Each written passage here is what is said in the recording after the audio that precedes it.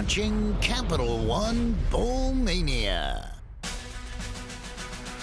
We welcome you to beautiful Boca Raton, Florida for the Bush's Boca Raton Bowl. As Capital One Bowl Mania continues, a triple header on ESPN, and it kicks off here in Boca. The Louisville Cardinals out of the ACC taking on the Toledo Rockets from the MAC. Hi, everybody. Thank you so much for joining us. Alongside Rocky Boyman, I'm Jay Alter. We'll be joined by Ashley Stroline down on the sideline in just a moment. Two teams, Rocky, that had great regular seasons, 8-win campaigns, trying to finish strong on a high note. Yeah, and for Louisville, they lost 3 games straight late in the season, but then they come back against their in-state rivals, the Kentucky Wildcats, and just blow their doors off 41-0.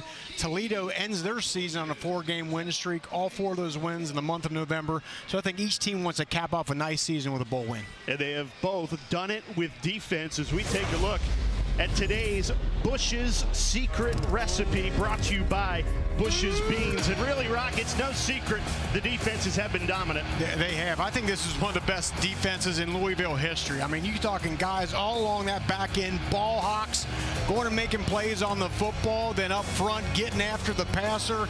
I think they fly around on the field, one of the better tackling defenses I've seen this entire season. And then for the Rockets, you're talking about the number 4 ranked scoring defense in the country, holding opponents just above 12 points per game. 10 players on this defense. Jay, on the All-MAC team, same thing. They fly around that back end and make a ton of plays. Only Ohio State has allowed less yards this season than Toledo. That's how good they have been on defense. Big reason why. Today's Player Spotlight brought to you by the city of Boca Raton. How good has Emmanuel McNeil-Warren been for the Rockets? Jay, I think he's a top 50 draft pick here come next year. Makes a lot of plays, and again, he separates the ball from ball carrier. He plays that middle safety position out there. He can get sideline to sideline and still lay hits on the ball carrier. He's one of the best.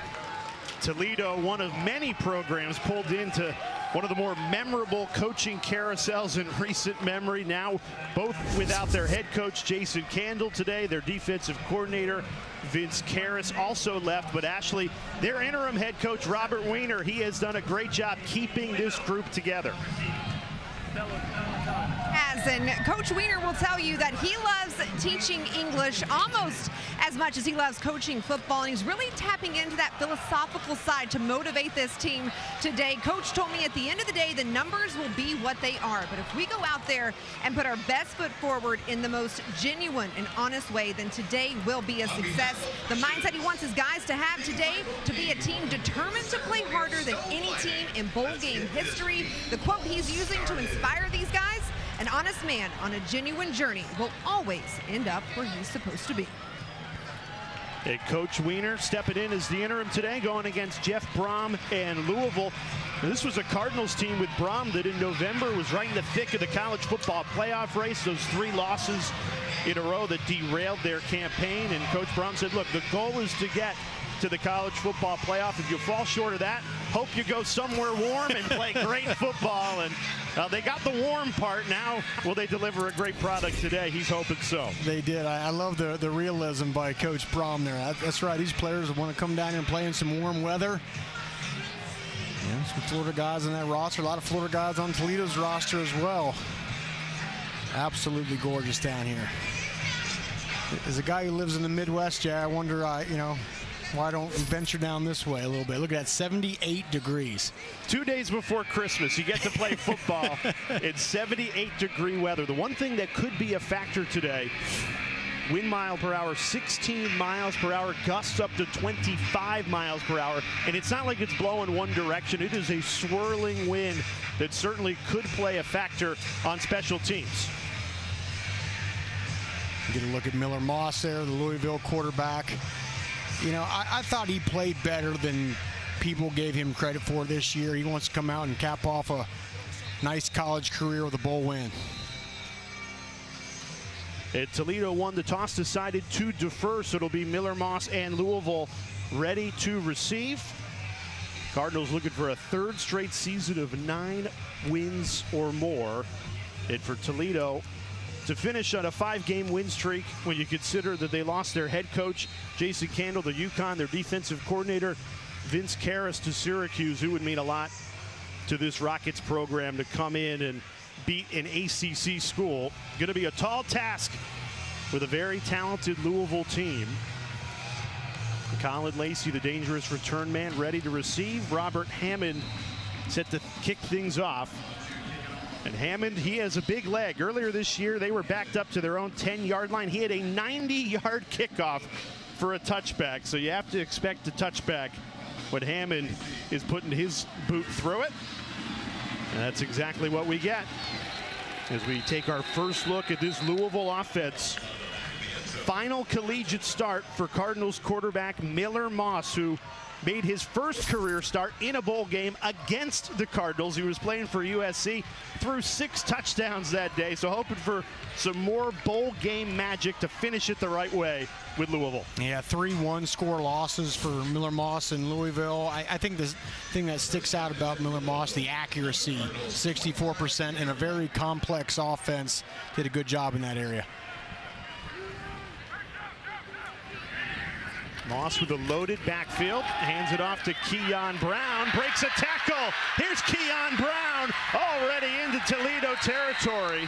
A big gain of 31 to ignite the opening drive.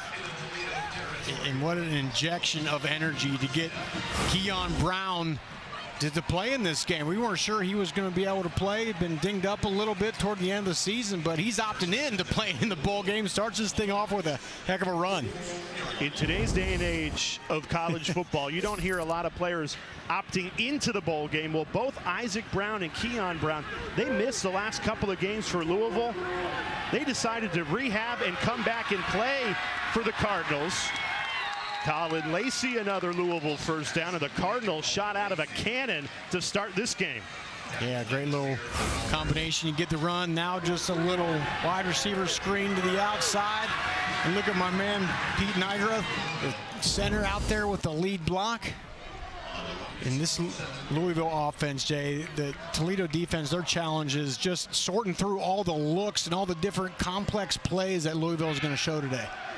Moss gets rid of it quickly, finds Lacey again, back-to-back catches for him. This was a Louisville team that was depleted in the running back room. They missed their top 4 running backs in that win against Kentucky at the end of the season. And now you get Isaac Brown and Keon Brown back, and I think it's given some life to this whole offense. It had, and Colin Lacey, too, wasn't sure he was going to be able to play, but he's out there healthy and make the first 2 plays of the game. Knocking on the door of the red zone on this opening drive.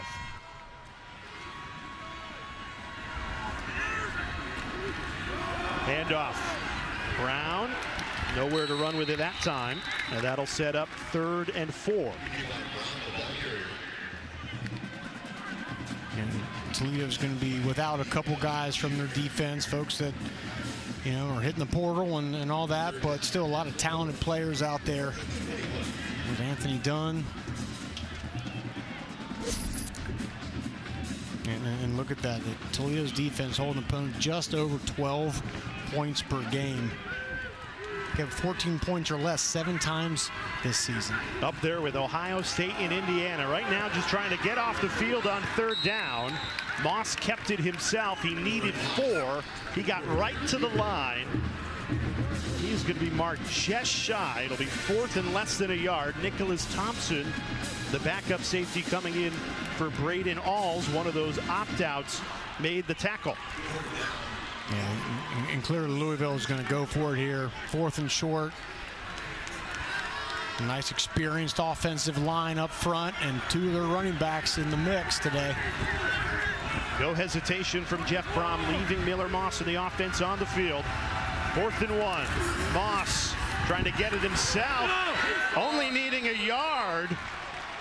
Timidly went forward on 4th and 1, but does enough to pick up the first down. That's not usual, the push over the center, Rocky. Instead, he kind of backed out and walked it. You know, and it was kind of delayed, and I'm going to go outside, now I'm going to cut back inside. With those short yardage plays, you want to go, right? Like the tush push, that is a, just get that snap and go forward. A little too much dancing around. But he fell forward enough for the first down, needed a yard, got a yard. So 1st and 10 inside the red zone on this opening drive. Pitch right. Brown couldn't quite turn the corner. Keon Brown, who gained 31 on the first play from scrimmage. No gain there. Avery Smith all over him. And Anthony Dunn made a couple plays already. As we talked about, this Toledo defense, I think at all 3 levels, Jay, their defensive line, linebackers, and secondary got guys that can play. They play a lot of quarters coverage, which means a lot of like 9-man boxes. So a lot of bodies, a lot of white jerseys in that box Louisville's going to have to deal with. Play action. Moss surveys, throws. It's caught. Touchdown, Louisville. Trayshawn Hurry and Moss put it right on the money to open the scoring in Boca. And Jay, the thing that stands out is the protection. Miller Moss had all day long. You know, Toledo chooses to rush 3, but a good job of Miller Moss just moving around that pocket, buying time until he can find Trayshawn Hurry right there standing in the middle of the end zone. And we should mention Toledo's defense without their best edge guy, Malachi Davis. They really could have used him right there. And without their 2 starting safeties, all max safeties on that drive. Miller Moss in Louisville. They've thrown the first punch. Opening 75-yard drive. 7-0 Cardinals early.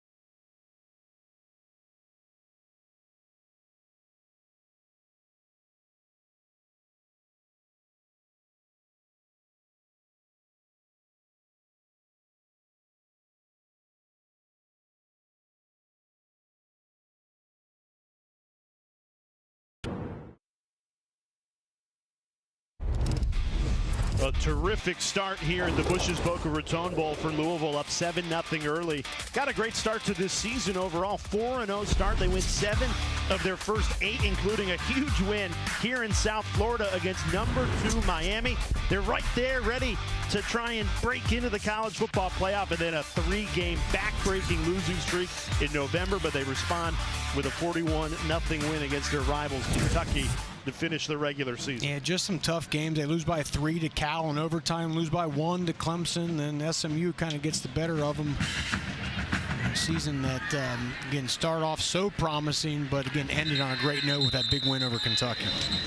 It's certainly that momentum from the 41-0 thrashing of their rivals is carried with them to South Florida. I feel like if you're a Louisville player, you get on the plane and go, hey, last time we went to the state of Florida, we beat number 2 Miami, a team that's getting ready to play in the quarterfinal of the college football playoff. That'll give you some life. Certainly saw that on the opening drive, and now an opportunity for Caleb Osborne and Toledo to counter. Osborne making his first career start today. Rockets were hoping to get starting quarterback Tucker Gleason back. He was injured in the final game of the regular season. Caleb Osborne came into action in that game and led a comeback, looked great, and now got to do it as a starter with the bright lights on him. And off Chip Trainum, running hard right up the middle. Gain of 4 on first down. And Caleb Osborne, Mr. Football in the state of Michigan. He's got one heck of an arm. He can run. I mean, there's a lot of folks around this Louisville program that are very excited about the potential of this guy. You see 6'3", 204, looks the part.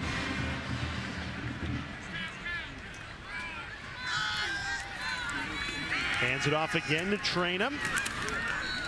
Swarmed by red uniforms, a Louisville defense that has been so consistent, so dominant all season. TJ Quinn first to make the tackle. Louisville without one of their best defensive tackles, Renee Conga. He hit the portal, but still a formidable front. Relatively intact. Great catch. Ball a little behind him on a 3rd and 3, and Trayvon Rudolph made the adjustment to haul it in. First down, Toledo. And that's a confidence builder for Osborne. First big throw of the game. Ball's a little behind, but how about let your wide receiver go make a play for you?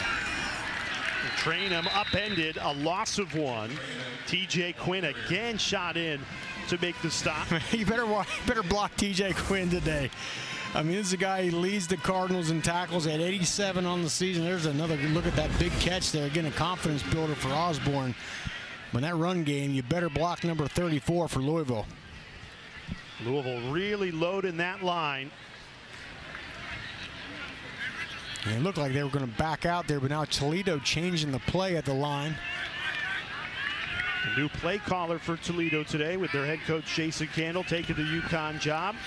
He called the offense in his 10-year tenure as head coach. Osborne, the ball popped out.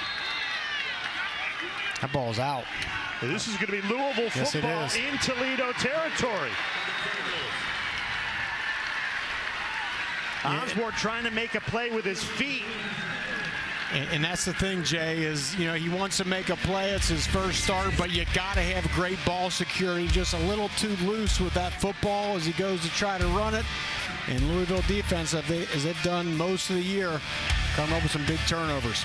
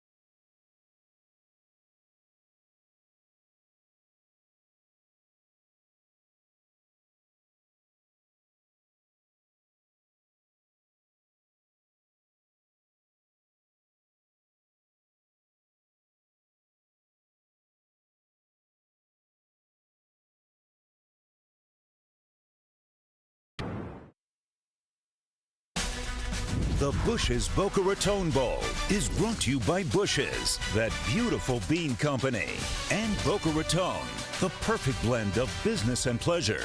Visit businessboca.com. Howard Schnellenberger, one of the great program builders of the history of football with Miami and Louisville, and then finished his career right here in Boca, starting the FAU program in 2001. The field is named after him, and when he was at Louisville, he had a quarterback named Jeff Brom play for him, and Coach Brom said that he learned so much about football from Schnellenberger, and it means a lot to him to bring a Louisville program that he put on the map back here to a field named after that man.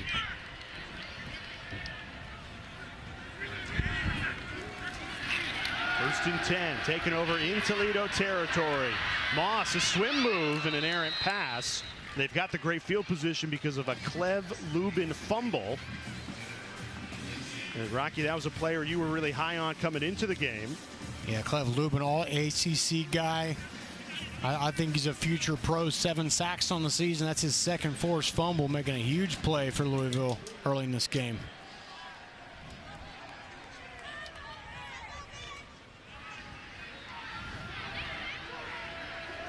Now trying to cash in on the favorable field position. Play action.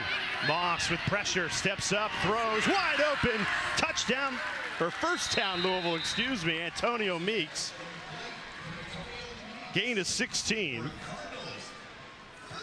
Now this Louisville offense in a groove. They scored a touchdown on their opening drive. Now you get a short field against a Toledo defense that is looking for some confidence out there. And speaking of confidence, Miller Moss looks confident out there, and we get our impact players. Colin Lacey, big time that he's going to be playing this game. Their number 2 wide receiver. We already talked about Clev Lubin. Today's high impact players presented by the United States Air Force. Offense, number 88. 5-yard penalty, first down.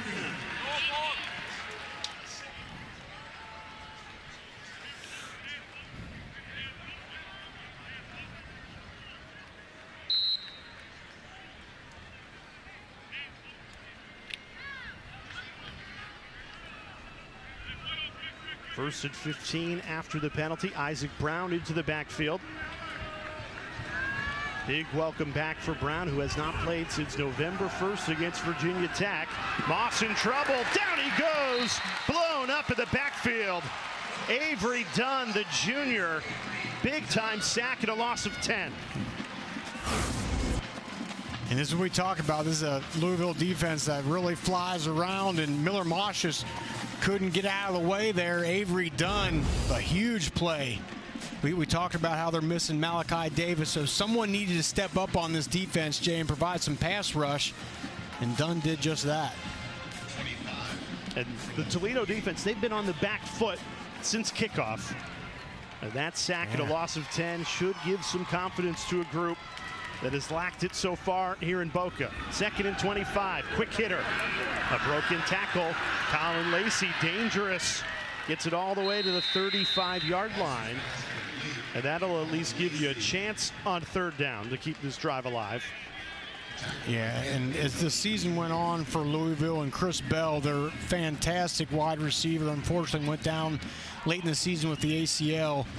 It was Colin Lacey that really stepped up, 2nd on the team in reception. He's a guy we saw just right there, right? Get him the ball in his hands, let him make some guys miss.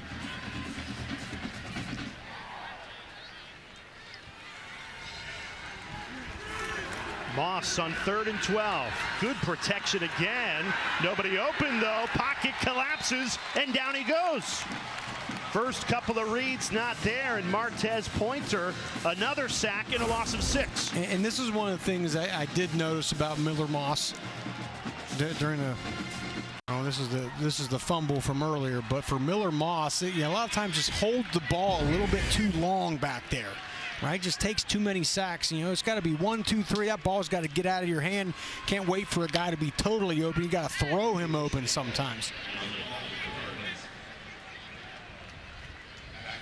David Chapeau out to punt it away for Louisville. Feels like a missed opportunity for a Cardinals offense that took over at the Toledo 48-yard line and now has to punt this ball away. There's a flag down, a tip drill. And it did go into the end zone for a touchback. And we will get the penalty flag as well.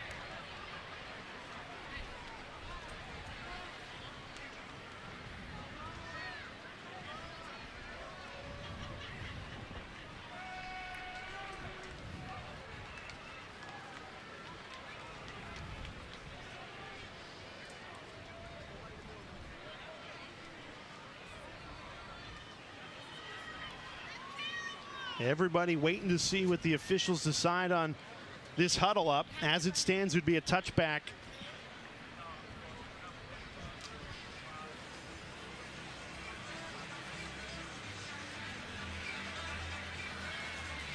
Yeah, and I think what they're discussing, and what should have happened is there is in college, if the ball breaks the plane of the end zone, it's a touchback, which is different from the NFL. And a goose should have gone down there and down that ball on about the 3 instead of trying to wait to down it on the 1. Illegal equipment violation on the receiving team. They had 2 players, number 12. 5-yard penalty, 4th down. Well, you get a couple of opt-outs, Rocky, and you're changing around special teams, and you got 2 players wearing the same number, and that'll allow Louisville to punt this ball away and try and do better than the touchback. Yeah, you said it. You're trying to figure out your guys, and you know, bunch of double numbers on guys in college football. And how about that? Louisville's going to say we're going to try a field goal here, and they got one heck of a kicker, Cooper Ranvier. Ranvier, one of the best legs in all of college football. He's connected on 2 field goals from 50-plus this season. So instead of a punt and a touchback, an opportunity to nail one from 50-plus. And it's blocked. Toledo all over it. A scramble for the ball, and the Rockets deliver on special teams. Eshawn Carter all over that one. And this is a lot of times the difference, Jay, in these bowl games, right? Special teams. And Toledo has a defense that can take a ball back on a kick return, but also Eshawn Carter with the block, some momentum for the Rockets.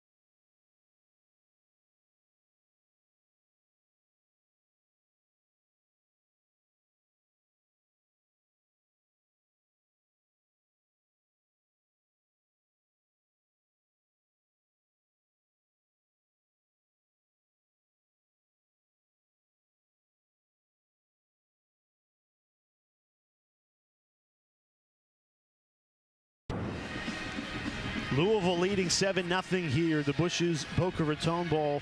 Rocky Boyman, Jay Alter with the Ashley Stroline down on the sideline. Chaotic sequence. Louisville thought they had punted and downed the ball at the 1-yard line. Instead, it rolls into the end zone. There's a penalty against Toledo, so they go, okay, instead of punting it again, let's try a long field goal. Well, that field goal is blocked, and it gives the ball back to Toledo. And what makes it so fascinating is the penalty was Toledo had 2 number 12s in on the punt.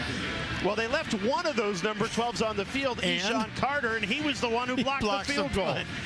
So they left the right number 12 in. Yeah, I mean, Louisville got a little greedy there and wound up costing them.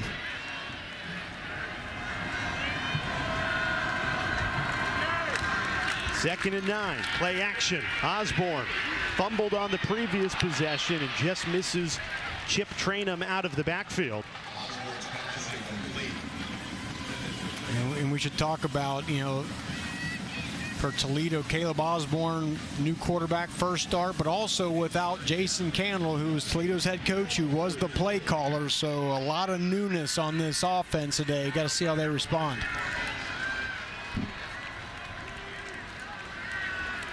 A young player making his first career college start in a bowl game against a really talented Louisville defense. Big test here on 3rd and 9. Cardinals send 4. Osborne throws off his back foot. Looking for Junior Vandeross. There's a flag down.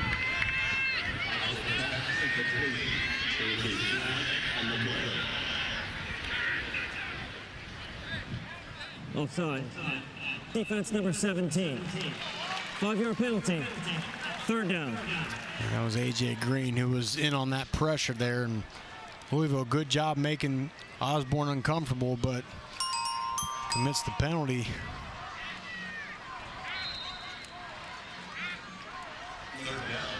So another penalty sequence that has broken Toledo's way. Instead of having to punt the ball away on 4th and 9, it's a 3rd and 4. Wildcat. They've gone Wildcat with Chip Trainum. Trainum with a head of steam, flying forward. First down, Toledo. Trainum gained 5 with a big burst. And Trainum was just a prototypical Toledo back. Big guy, powerful, but also has speed. He lowered his shoulder down, got the first down.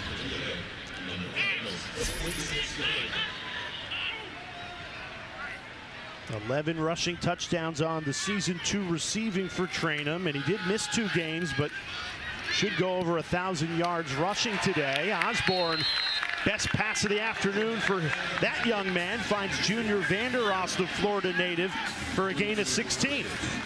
Excellent throw by Osborne here, and the first smart thing he did was find Junior Vandeross. That's your playmaking wide receiver. That's a quarterback's best friend, a guy who knows how to get open, knows how to make difficult catches, but a fantastic throw as well. Play action, quick hitter, right back to Vandeross. He's wrestled down. Maybe gained a yard as we check in with Ashley. Thanks, Jay. Well, Tucker Gleason, who is out today, is serving as an offensive analyst. He's on the headset, and he spent some time after the Toledo's first offensive drive talking to Caleb Osborne, kind of comforting him, going through some things, gave him a little pat on the back, and clearly right now, Osborne finding some momentum and taking some of what Gleason told him to heart. He's looked a lot better on this drive than he did the previous one, which resulted in a fumble. Osborne, 2nd and 9. Decides to tuck and run again, breaks a tackle, first down and more, into the red zone, finally thrown down at the 17-yard line, gain of 17, and Toledo in business with Osborne. And that's the disheartening thing for Louisville if you're on defense here. They have this thing covered up. Junior Vandeross was the go-to guy, but covered up well in the back end. But 1, 2, 3, and I'll tell you, Jay, I thought Louisville one of the best tackling defenses I've seen this entire season. Osborne broke about 3 tackles right there. Osborne looking to escape again, and this time can't do it. Clev Lubin, who forced the fumble on the previous drive, another nice takedown there for no gain. Clev Lubin, big-time playmaker. He's a guy that can really turn the corner, man. He gets up the field fast on his pass rush, and right about that 4.5 yard mark there, you got to get your hips flipped toward that quarterback. You got to run that hoop, and it's kind of a knack you got to have as a pass rusher, and Cleva Lubin has it. Kenji Christian takes a big shot. Gain of 4. And how many times you see it, Jay, just momentum off a special teams play. They get the block kick, and now this offense is settled in a little bit. Caleb Osborne looks comfortable.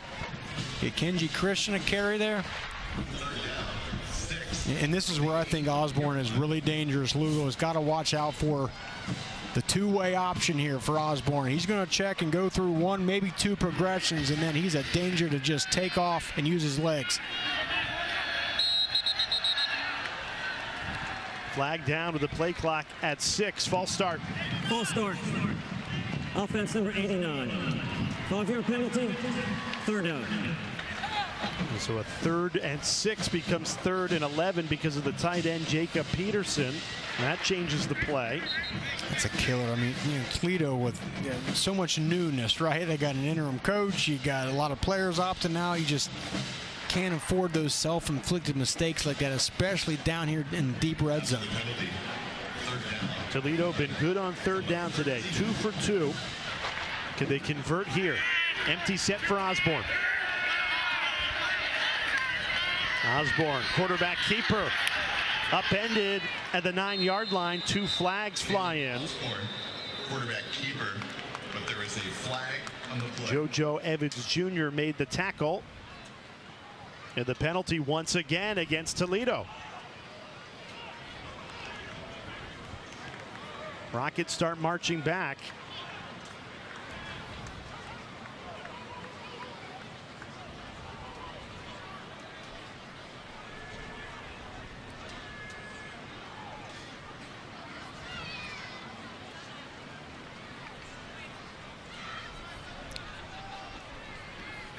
The referee looking at the sideline, trying to get some clarity on this here. Well, they're discussing with Louisville head coach Jeff Brom. Do you want to accept the penalty, or do you want to decline, which will bring up 4th down?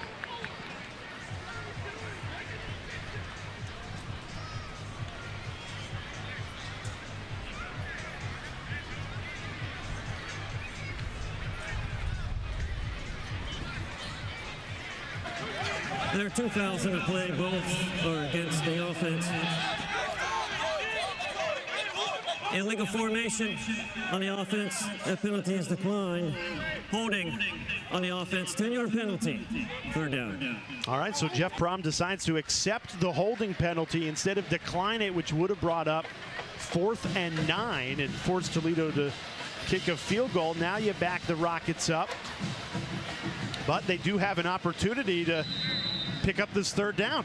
And I wonder if some of Jeff Brom's thought process is Toledo's without their best kicker of the year. We have a guy that's going to kick that hasn't kicked a college field goal yet, so maybe you back him up and get off the field here. Osborne can't connect with Vander Ross. And ultimately a good decision by Jeff Brom, because now the field goal will be from 10 yards further than from what it would have been.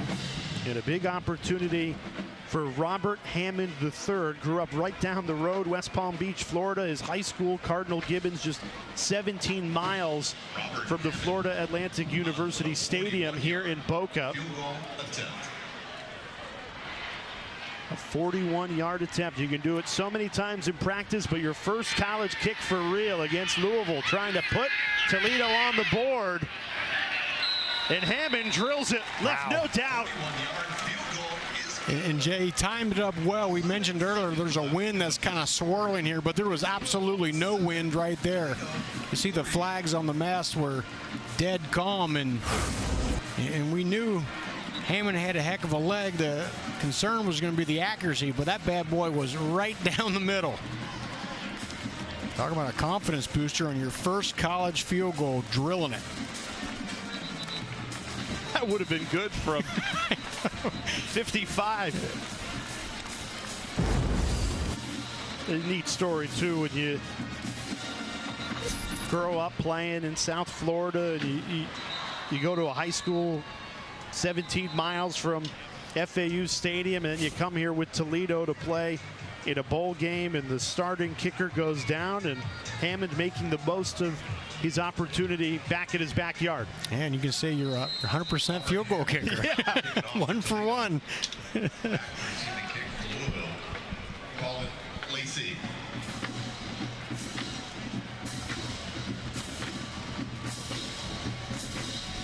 Earlier in this first quarter, it felt like Louisville was starting to separate early from Toledo, but the Rockets have settled into this game.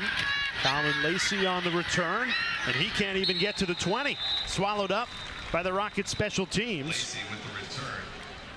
This is the first of 3 bowl games coming up today on ESPN. Capital One Bowl Mania rolls on with Western Kentucky and Southern Miss in the New Orleans Bowl, and then the Scooters Coffee Frisco Bowl is your nightcap between UNLV and Ohio.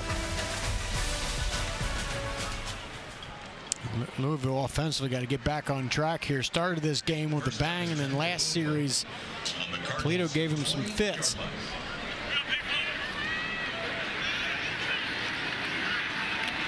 They keep it on the ground with Isaac Brown. That's his first carry since November 1st. Good to get the Browns back in the backfield for Louisville. Keon and Isaac.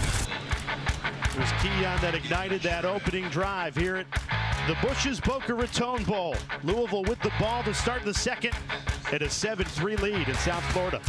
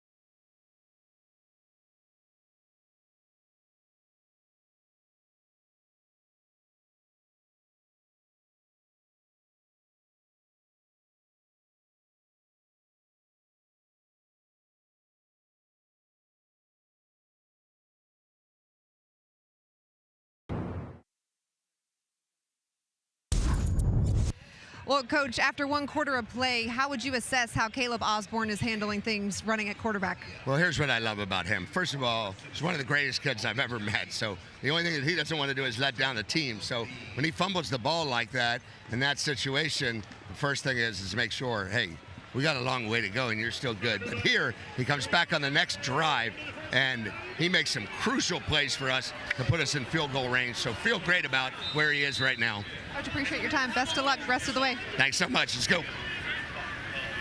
Great to hear from Toledo interim head coach Robert Weiner, who's a longtime great high school football coach in the state of Florida, in the Tampa area, has been the quarterback coach for the Rockets the last 5 seasons. Good first down there by Louisville, and Weiner's impact goes far greater than football. There he is with Tucker Gleason. This is at Plant High School. Gleason, the starting quarterback for Toledo. Those two come from Plant to Toledo together, and then this past summer he officiated Tucker and his wife Emma's wedding. Wow. There he is before he grew out that Santa Claus looking beard. And clearly you talk to the quarterbacks that he's coached, just a far greater impact than just the game of football. Robert Weiner, as a flag flies on the 1st and 10 rush.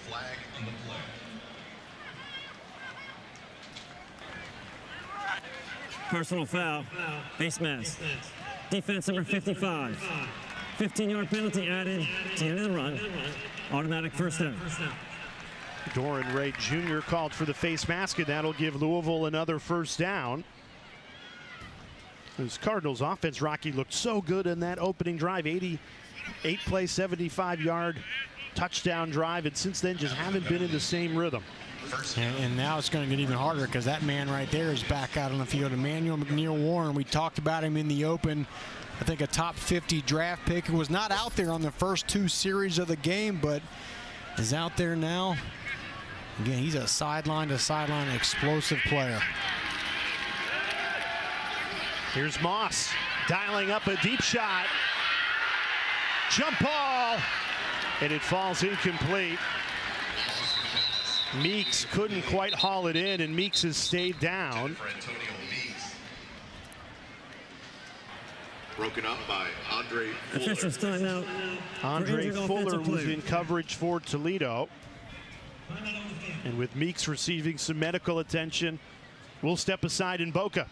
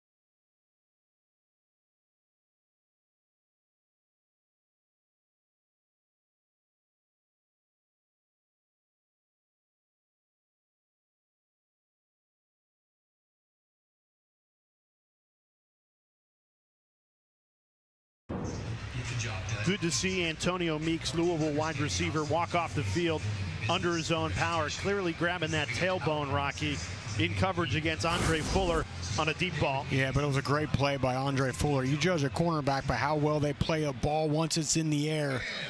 And that's a very difficult thing to do. Wasn't able to get his head around, but was still able to time once Meeks came down with the ball. It pulled his right arm through there and separated ball from ball carrier.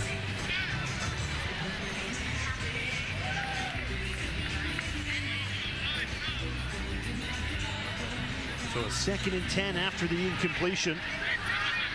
Louisville already with a depleted wide receiver room. They go to the run game here with Isaac Brown, who returned after a month absence. Now you already are without Chris Bell, your top wide receiver, who tore his ACL. And then Dakari Collins ruled out. I mean, look at Bell versus the other wide receivers on the roster this year for Louisville. I mean, it's incredible. And I don't know if there was a more impactful wide receiver in the country than Chris Bell. I feel like every time you turn a Louisville game on, whether you watch it for 15 minutes or 5 minutes, he was making a play. So a huge loss for the Cardinals there. Miller Moss trying to pick up this first down without him, and an errant throw. That one got away from him. I think he was looking for Colin Lacey. And that's just a ball you got to complete. It's a little slant route, double slant route. It's to Lacey, who's the inside wide receiver, and that ball just sails on him. There's been too many of those kind of plays out of Miller Moss this year. And it's allowed Toledo the time to get their footing in this game. On that first drive, you know, you and I are looking at each other. Is Louisville just going to blow out this Toledo team? That's how good Miller Moss and this offense looked on the opening drive, but they have been out of sorts since. It's allowed Toledo to overcome a fumble and some miscues of their own. And now an opportunity to take the lead on this drive, trailing 7-3. A Christmas Day tradition unlike any other. 5 NBA games coming your way. It tips off with Cavaliers and Knicks. The nightcap, Rockets, Lakers, Timberwolves, and Nuggets. Everything you could want on Christmas Day. And for Toledo, Caleb Osborne last series really settled down. They were only able to get a field goal out of it, but he shakes off the early drive where he has the fumble, and again, last drive using both his arm and his legs, did a nice job.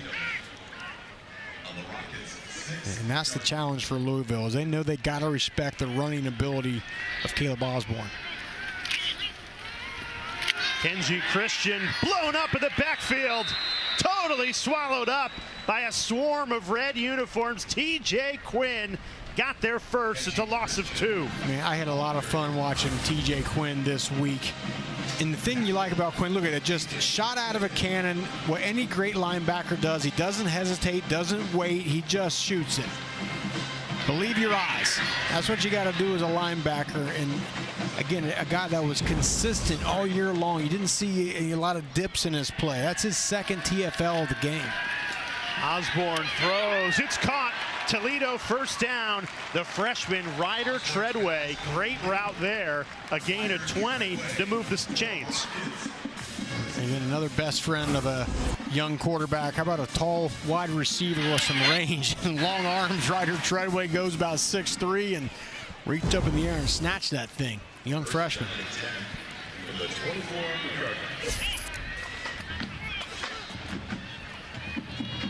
Treadway's 13th reception of this season.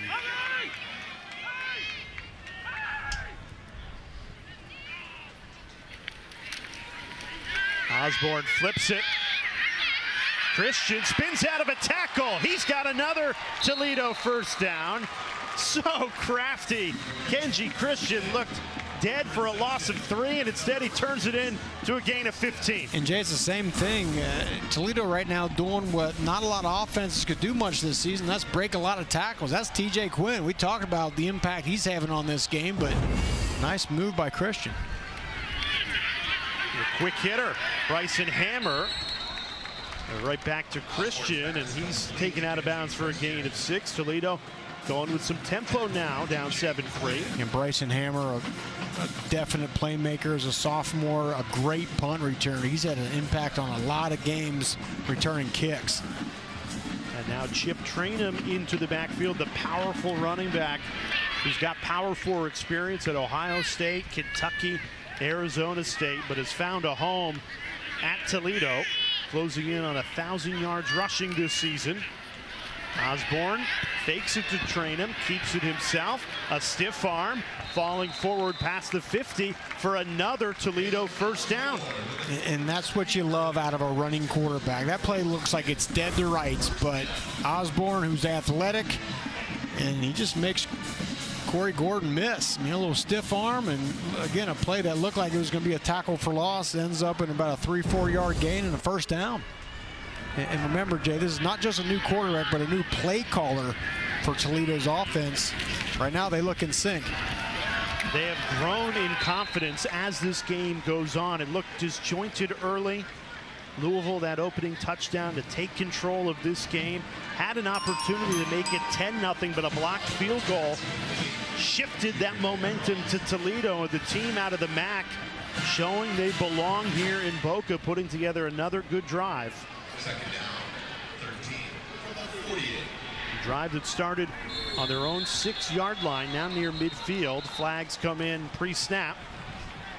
Prior to the snap, false start. Offense number 65. 5-yard penalty, second down. That's about the third time today, Jay. There's been an illegal formation, a false start on an offense that's, again, with so much non-continuity going on, and they're doing pretty good, but then you set yourself back with a penalty. Can that happen with a new quarterback? You've had Tucker Gleason's count all season, and now it's Caleb Osborne. 100%. A different cadence that those linemen especially are hearing can certainly make a difference. Osborne rolling right, throws back left, and can't find Trainum. You know, the screen was set up for Trainum pretty well, but couldn't connect. Yeah, he had a lead blocker out in front of him.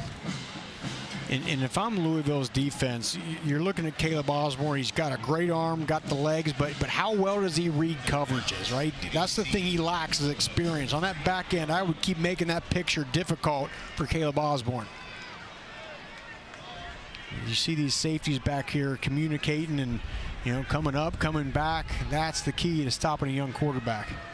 3rd and 18. Louisville desperate to get off the field. Osborne throws. It's caught, and that'll set up a 4th and manageable. Jacob Peterson hauls it in, and a flag comes in right at the line of scrimmage late. As it stands, a gain of 13.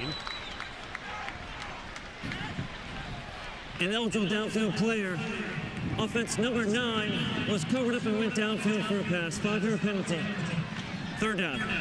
So it would have been 4th and 5, and in a position where Toledo might leave their offense on the field and go for it. Instead, a replay of 3rd down, and even further to go, 23 yards away for the first down. Trying to see what the infraction was on there. Didn't get a great look on that one. 6th Toledo penalty of this game. They run it, needing 23, and Trainum gets back to the 50, got about half of it back. TJ Quinn again on the stop. Toledo likely to play the field position game and try and pin Louisville deep rather than risk it here on a 4th and long at midfield. And the penalties, or 2 penalties, are what stops what otherwise was a nice drive they had going. Caleb Osborne with his legs, completed a couple passes, some run after the catch. Now you're kicking the ball to Colin Lacey, who has 2 punt return touchdowns on the season. You got to be careful here. Very dangerous return man, not going to get to him. It's blocked. There's a flag down. But as it stands, terrific field position for Louisville. AJ Green shot in and blocked it right off Ruggles' foot. Well, that's the guy you want blocking punts. AJ Green is 6'6", all right? Long arms. That's what a punt blocker looks like.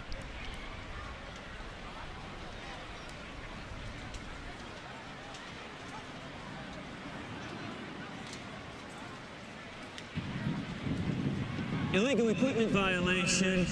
Kicking team, there were 239s on the play. That penalty has declined. The result of the play, first down, Louisville. That's the second time that has happened against Toledo today. 7th penalty against the Rockets, but because of A.J. Green, great field position for Louisville. The Cardinals will take over at the 37-yard line. Great punt block there. The Cardinals in business up 7-3.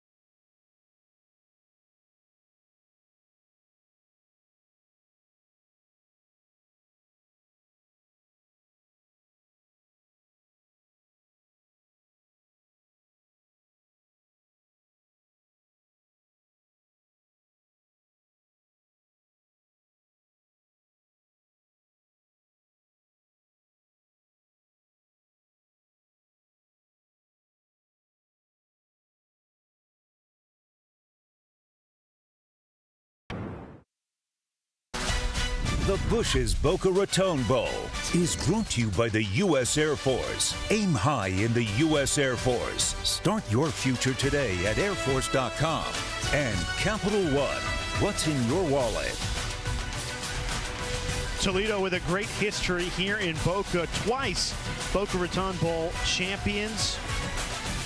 And today they're hanging with Louisville out of the ACC. 7-3 Cardinals lead. The one thing that has crushed the Rockets in this game, penalties, and we bring in our rules analyst, Jerry McGinn.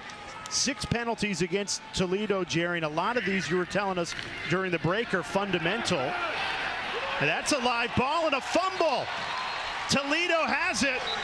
Maybe we'll get Jerry McGinn's thoughts on this, because this is a huge takeaway. Hudson Miller there to scoop it up. That pass clearly behind the line of scrimmage. Looking for Antonio Meeks to set up a trick play, and instead it's a takeaway for Toledo. And once that ball was thrown a little bit low, but Colin Lacey, not the urgency to pick that thing up. Once that ball is low and on the ground, you got to dive on that thing. And it was actually Toledo, it was a poor throw to begin with, but then once that ball's on the ground, you got to jump on that thing, and Miller comes up with it. Sure. So, Jerry, that was straightforward, but a huge takeaway for Toledo. And clearly he is throwing that ball behind the line of scrimmage. Yeah, that was definitely a backward pass, so that was a good pickup by the officials. There's a lot of fouls that are happening right now, or just basic fundamentals that you wouldn't see in midseason form. You're seeing from two teams that haven't played in a while, and also from the officials who haven't been on the field also. Some of them are a little bit too tight to call. For example, that ineligible receiver downfield. Normally we would have liked to have seen that receiver, number 9, in the backfield. And we're looking for a blade of grass in in a situation like that. Right now, he has a great position, but we don't want to be too technical on those fouls. So in other words, Jerry, just everyone's got a little rust on them right now. That's what it comes down to. Or they're thinking about what they're receiving for Christmas. Yeah, that could be too. But Jay, I think the big thing for Toledo, and that's twice today they've had a penalty with two guys with the same number, and I think that comes down to the lack of continuity with Jason Cannell, the head coach. Not there. You got an interim coach and Robert Weiner. Some other coaches have left, so you're a little short-staffed. And there's usually guys that are in charge of determine if two guys have the same number. They're not out there right now. Exactly. That's normally a staff member that his only job for the day is the multiple numbers and switching up the jerseys, letting the officials know. So that individual may be already off to another endeavor. Yeah, thanks, Jerry. Thanks, really Jerry. appreciate the insight. Merry Christmas to you. And big third down pickup there by Robert Weiner's offense. Play of a completed catch is under further review. It will be review. reviewed, as the officials just announced, and we might have to bring Jerry back in here. Ryder Treadway, it was ruled a completed pass at a first down for Toledo, but the officials taking a look. And Jerry, you make the call, but it looks like that ball went through the arms of the receiver. So the ruling on Treadway. the field is a completed catch. The ruling in the field is a completed catch. This is a great stop by replay. You can see that the receiver's elbows are out. That's a little bit of smoke right there. That the ball he didn't catch the ball. So that does hit the ground. So they should be able to flip this to an incomplete pass pretty quickly. Yeah, and thank you, Jerry. Yeah, that was pretty clear. Again, the ball can touch the ground if you have possession of it, but at no point did Ryder Treadway possess that ball. Again, you can see right there that ball hits the ground before it's able to be secured. So instead of a first down for Toledo in Louisville territory, this will be backed up. It'll be ruled incomplete. It'll bring up fourth down, and the Rockets will have to punt it away. After further review, it is an incomplete pass. Fourth down. It's had a lot of calls in this first half go one way or the other, and it switches the entire momentum of the game. I go back to the first quarter where Louisville thought they had pinned Toledo on a punt at the 1 yard line. Instead, they have a penalty and decide instead of repunting it, we're going to try a field goal attempt. That's blocked, and it gives Toledo life in the game. And Robert Weiner is going to leave his offense out in Toledo territory for this fourth down. Louisville was in punt return formation. Lacey deep, he goes off the field. They're going to run a play here. It's a big gamble here on 4th and 6 from their own 46-yard line. Now, he may pooch this thing, Jay. That's what he does. Osborne gets a Toledo roll, and the third-string quarterback pins the Cardinals inside their own 10-yard line. And that was some good strategy there by Toledo. They show that they're going to go punt return. They put the returner back out there in Lacey, but then he pooch punts it. No one there to catch it. Toledo pin back.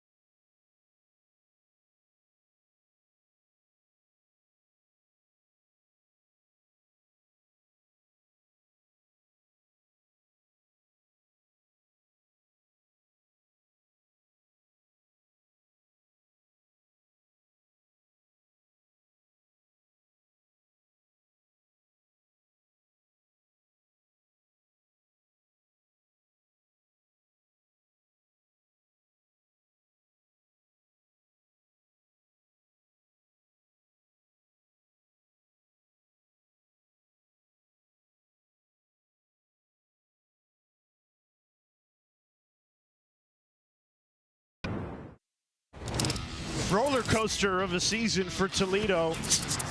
They end up at 8 wins because a 4-0 surge in the month of November, their 4th straight year with 8 wins or more, all defense. One of the best defenses in all of college football. And then their head coach, Jason Candle, the all-time winningest coach in Rockets program history, leaves for UConn 4 days later. Mercer head coach Mike Jacobs named the new head coach of Toledo, and Jacobs joins us now. Ashley Stroline with the new head coach of Toledo on the sideline. Thanks, Jay. Well, Coach Jacobs, you made the trip here today to watch your new team take place in this bowl game. What are your thoughts so far on what you're seeing in this first half? I think the thing that's most impressed me, even just leading into the game, is we only had 3 opt-outs. And so the togetherness of the team and just their willingness to come and compete at the highest level and one last time with a special group. And I've tried to observe and not be like a sideshow of any kind. It's hard when there's a transition, but they've done a great job, and I've been able to be around them some during bowl prep, so it's been great.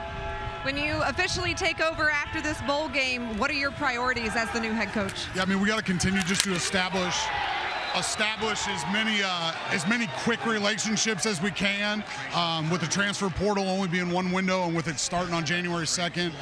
Just making sure these guys know that we want them to be Rockets. We're going to take great care of them. We're just going to continue on the tradition of great Toledo Rocket football. And for Toledo fans that are watching this game right now at home, what is your message to them about your approach and how you're going to handle this new job? Yeah, I think just the excitement that I have to get up every day and come to Larimer Complex, right? Like this, Toledo's my hometown. And so the pride and the gratitude I have to have this position is something special, and they're going to get everything I have each and every day. All right, Coach, appreciate your time. Looking forward to what you do next season. Absolutely. Thank you. We joked with Coach Jacobs down on the field. He said his mom lives 7 miles from his office, which is a change. He said Toledo's his hometown. Maybe mom's a little too close, 7 miles away, as the Rockets defense forces a 4th and 1. You know, you're inside your own 20-yard line. You have to punt this ball away, right? You absolutely have to punt this ball away. It's a 4-point game. I mean, 4th down, inches from the 19. Well, Jeff Brom's going to try and pick this up. They just got stuffed on 3rd and 1 from inside their own 20. Miller Moss under center. Last time was a QB sneak. Pushes the pile, and the gamble pays off. 1st down, Louisville. Well, that's where you have a gigantic exhale if you're Jeff Brom and any Louisville fan. That was a tough call right there. It worked out for him. And this time Miller Moss on the QB sneak just goes forward, doesn't wait and hesitate like he did on the first one. Not a lot of coaches out there that would have the confidence inside your own 20 to go for it on 4th down. Pays off. 1st and 10. Handoff. Keon Brown spun down again. This Toledo defense starting to look like they did in the month of November when they didn't allow more than 10 points. Yeah, and this defense, even without Vince Karras here, they're great defensive coordinator. You know, these guys have played a lot of football together, especially on the back end, a ton of experience. And as we talked about it, there's Emmanuel McNeil-Warren, one of the better safeties in all of college football, and they're putting on a show right now. They have grown into this game after that first Louisville drive where they went 8 plays, 75 yards for a touchdown. The Toledo defense has come alive. Moss, another overthrow, and Miller Moss way out of sorts since that opening drive.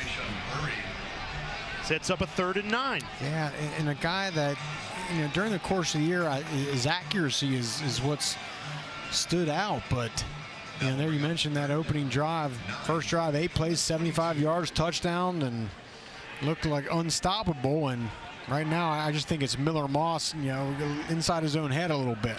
Since then, a blocked field goal, a punt, and a fumble, trying to keep this drive alive on a 3rd and 9. Louisville 0 for 4 on 3rd down today, and make it 0 for 5. Another errant throw, looking for the tight end Skinner. Yeah, and it looked like a screen they were setting up, but that thing didn't develop at all.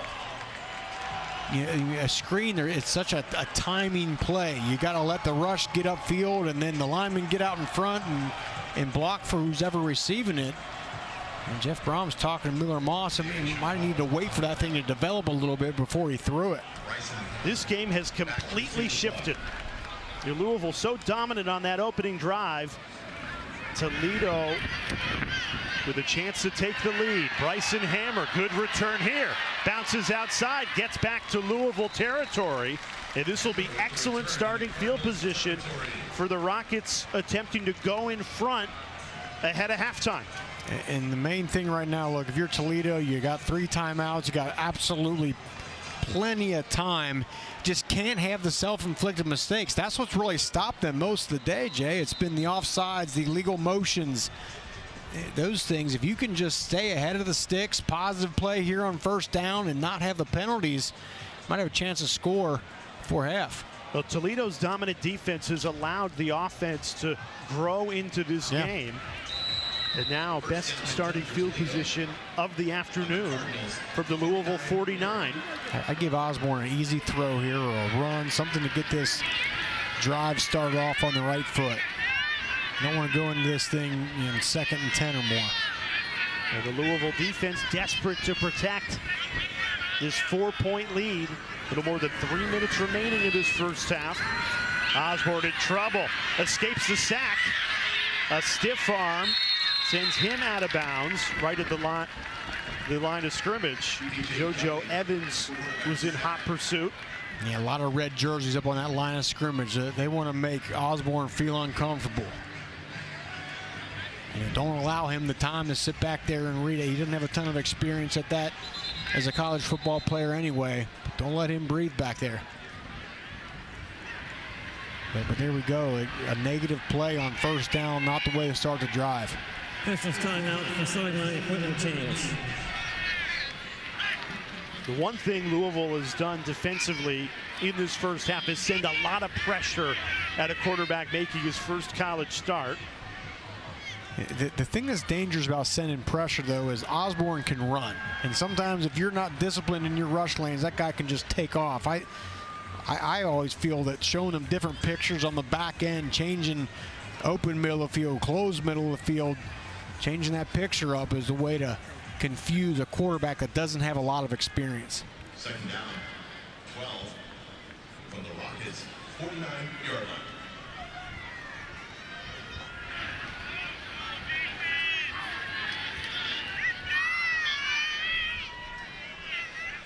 Play clock down to 7. The first half dominated by defense so far. Toledo looking for a spark, throwing on 2nd and 12, way out in front of Trayvon Rudolph. Yeah, I just don't love that play. Rolling the quarterback away from his throwing arm, all the way a throw across the field on a flat route. That's tough. That's a tough throw. Toledo picked up their first 2 third downs of this game, but they have missed their last 3. Louisville, previous third downs, have chosen to bring some pressure on Osborne. See what they do here. There's Clev Lubin moving from one, now back to the other side. Lubin got a late rush there. Still trying to get home. Osborne in a chase. Just decides to tuck and run. Might have gained 3 or 4, but this will bring up 4th down. It brings us to the 2-minute timeout. Louisville clinging to a 7-3 lead. The defenses continue to dominate here in Boca.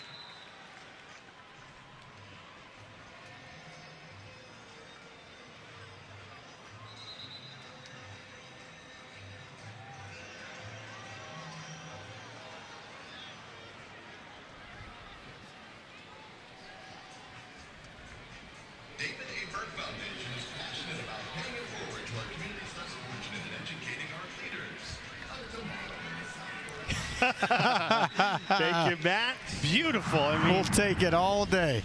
The Bush's Boca Raton Bowl has treated us well. Rocky Boyman, Jay Alter with you. A punt for Toledo after the 2-minute timeout, fielded cleanly by Colin Lacey at the 15-yard line. They're looking to talk college football playoff coming up at halftime. Well, Louisville went 2-0 against college football playoff teams. They beat Miami and James Madison. You know, that win against Miami the last time they were here in South Florida, Hurricanes were number 2 in the country at the time. That put Louisville in the college football playoff conversation, but a 3-game losing streak in November took them out of that race. And a big reason why they lost those games, the lack of consistency offensively, and that has shown up in this first half with quarterback Miller Moss. No, it certainly has. On the first drive, Miller Moss 3 for 3, 38 yards and a touchdown. Since he's 4 for 9, taking 2 sacks. He needs to put together a nice drive here. Moss checks it down. Isaac Brown scoots out of bounds. Yeah, I always love on a 2-minute drill, just give me a nice, easy completion to start the drive off on the right foot. That was a nice decision by Moss. Get a little confidence, get a little momentum here. And Louisville, of course, still has the 3 timeouts. It's plenty of time. It's just a matter of when you know, this offense, this Brom offense, is designed to get guys open. It's just when they're open, can you hit them?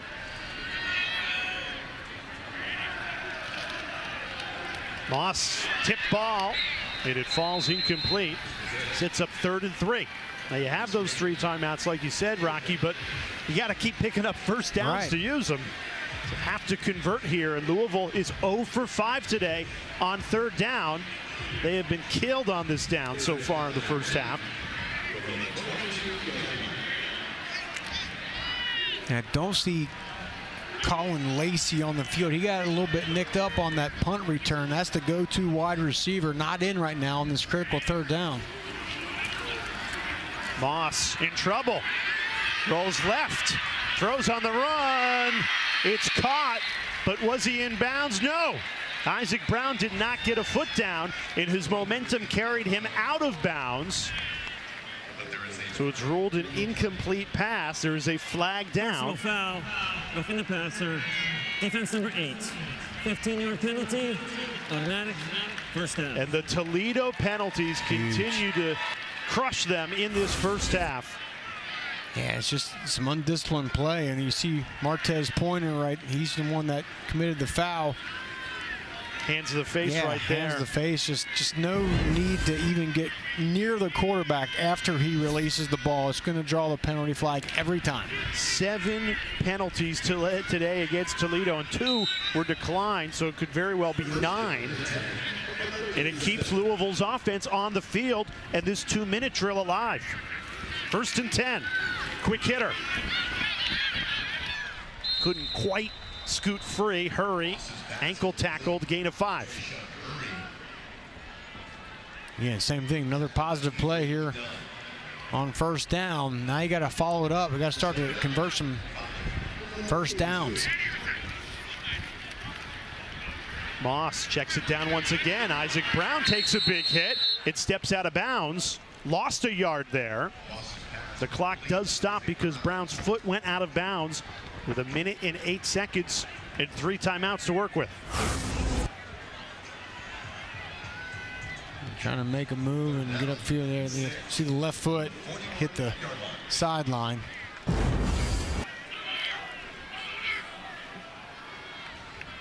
And don't see Emmanuel McNeil-Warren, the great safety, on the field right now for Toledo. Takes their first choice. He's been in and out throughout this first half, and he's going to be a player drafted to the NFL 1st or 2nd round. So you'd love to see number 7 out there for a critical 3rd and 6. Yeah, but now's the time if you're Louisville to take advantage without one of the best safeties in the country out there. And I did see Colin Lacey come back in the game, so that's an option if I'm Miller Moss and I'm looking to. The bowl season continues with a Christmas Eve tradition. Aloha, the Sheraton Hawaii Bowl, California and Hawaii. Christmas Eve, Wednesday night, 8 p.m. Eastern Time on ESPN. And that is kickoff 3 o'clock local, 3 o'clock Hawaiian on ESPN and the ESPN app. That might be the only better weather bowl assignment than we've got here in Boca. Right here. All right, empty backfield stay here for Miller Moss.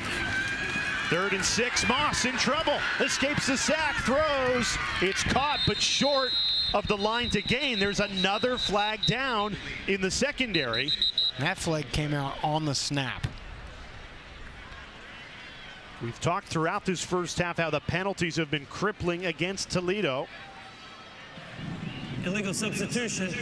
12 men on defense. I mean, just absolute killers.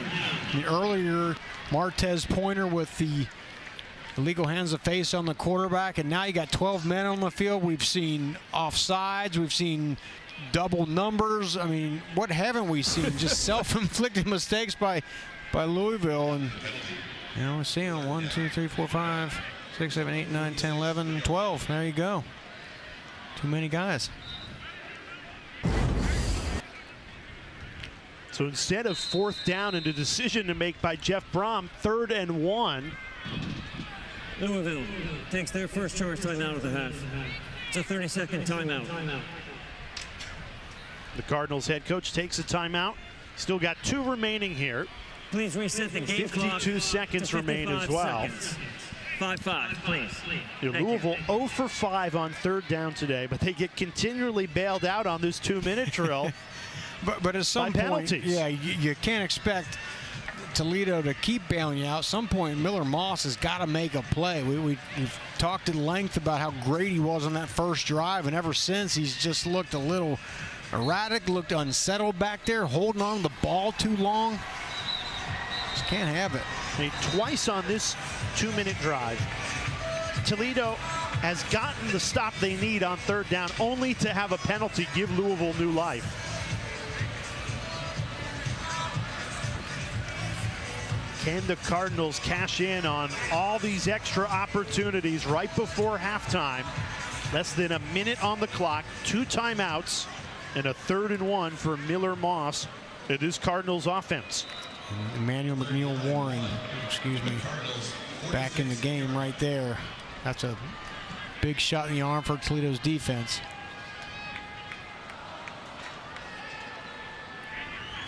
Third and 1, Isaac Brown trying to pick it up. He's stuffed, not gonna get there. Isaac Brown, ball carrier. And more flags come in. There's a helmet off. Kavion Sherman picks up the helmet, puts it back on his head.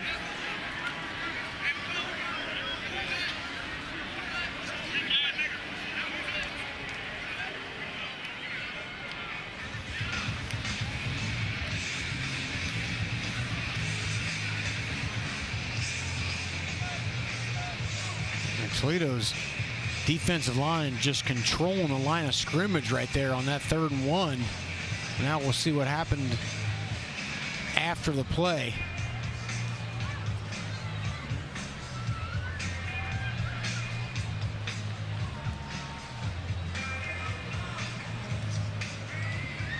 This is a huge penalty call here. Either it's going to be 4th down or another After first down for Louisville. Personal foul, unnecessary roughness. Offense number 1. 15-yard penalty. It's 4th down. The player can stay in the game as a result of the helmet foul. Toledo has elected to take the ball on the snap. And it's Isaac Brown. You see the ball carrier. He's the one that actually peels the helmet off of Kavion Sherman. That's what drew the penalty flag. There's another good shot. I can't have it. And we've seen it's been Toledo with the self-inflicted mistakes, and right there it's Louisville. Yeah, the penalties have largely gone against Toledo in this first half, but that's a critical one to go against Louisville. Would have been 4th and 1. Jeff Brom probably would have went for it, considering he went for it from inside his own 20 earlier in this quarter, and now a 4th and 16. You have to punt it away. Bryson Hammer, the dangerous return man. Can't squeak free. This will be Toledo ball just shy of the 30-yard line with 2 timeouts at 35 seconds to work with. I can't see Toledo being too aggressive here. 35 seconds. And ball on the 30-yard line. They do have the 2 timeouts.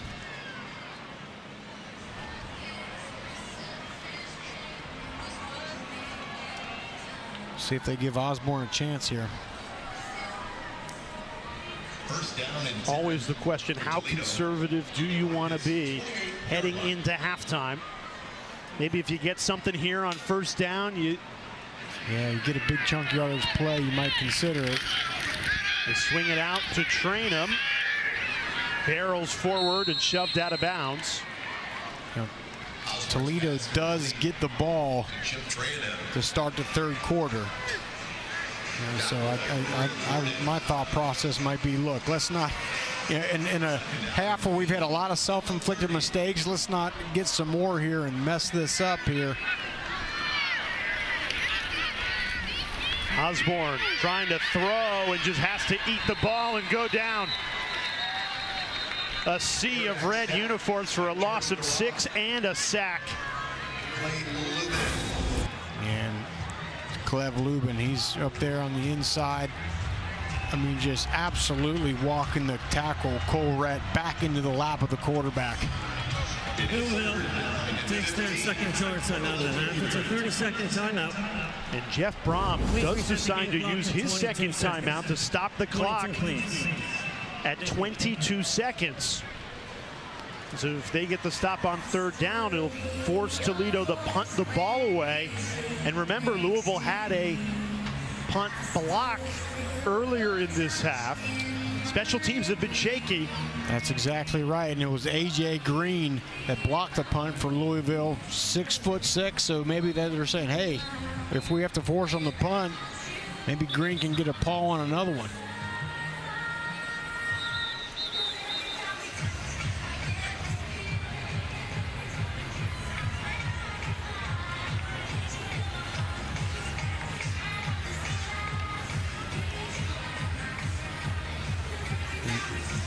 Really would have liked to see how Osborne could have done had they not had so many penalties. I thought he was doing a good job keeping some drives going, both with his legs and through the air.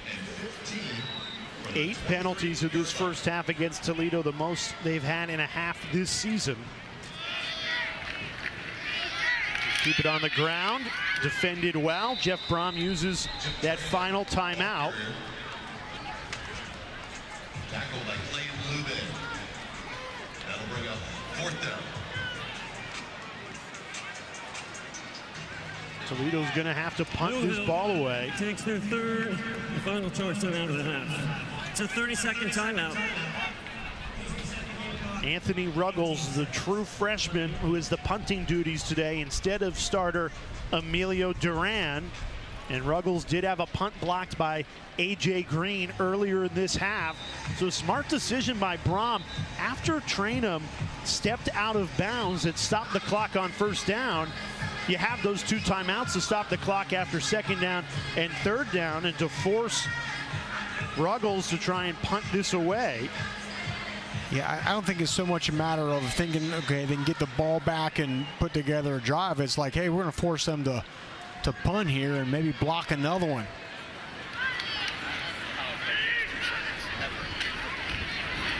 Ruggles gets it away cleanly, a line drive punt.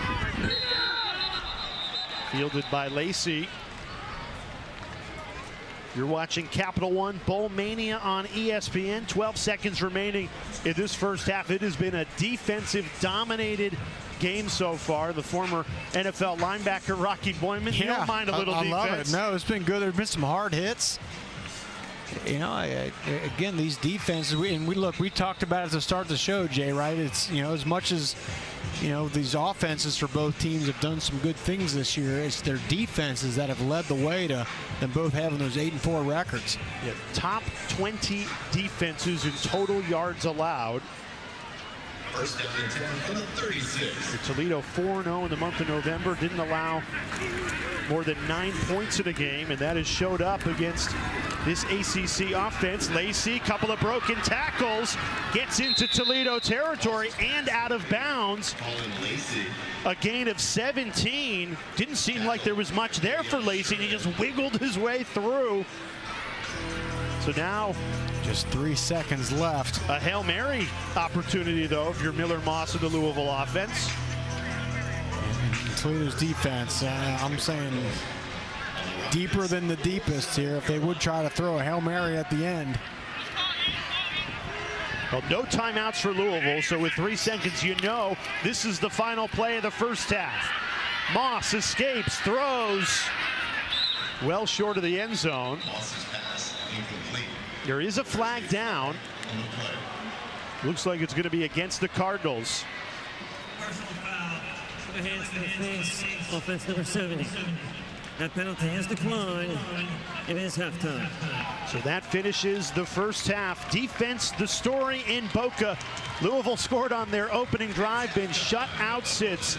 7-3 lead for the Cardinals. Let's get you to the KFC halftime report with Matt Barry and crew.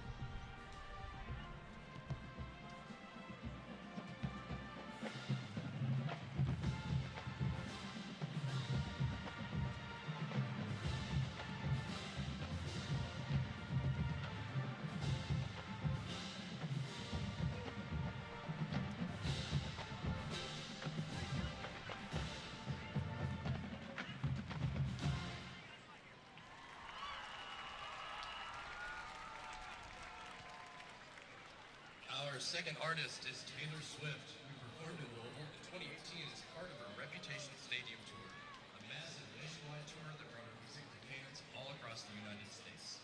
Known for turning her personal experiences into powerful anthems, Taylor Swift often highlights themes of emotional strength and determination. This next song celebrates resilience and perseverance, pushing forward even when things feel broken. Here is I Can Do It With a Broken Heart.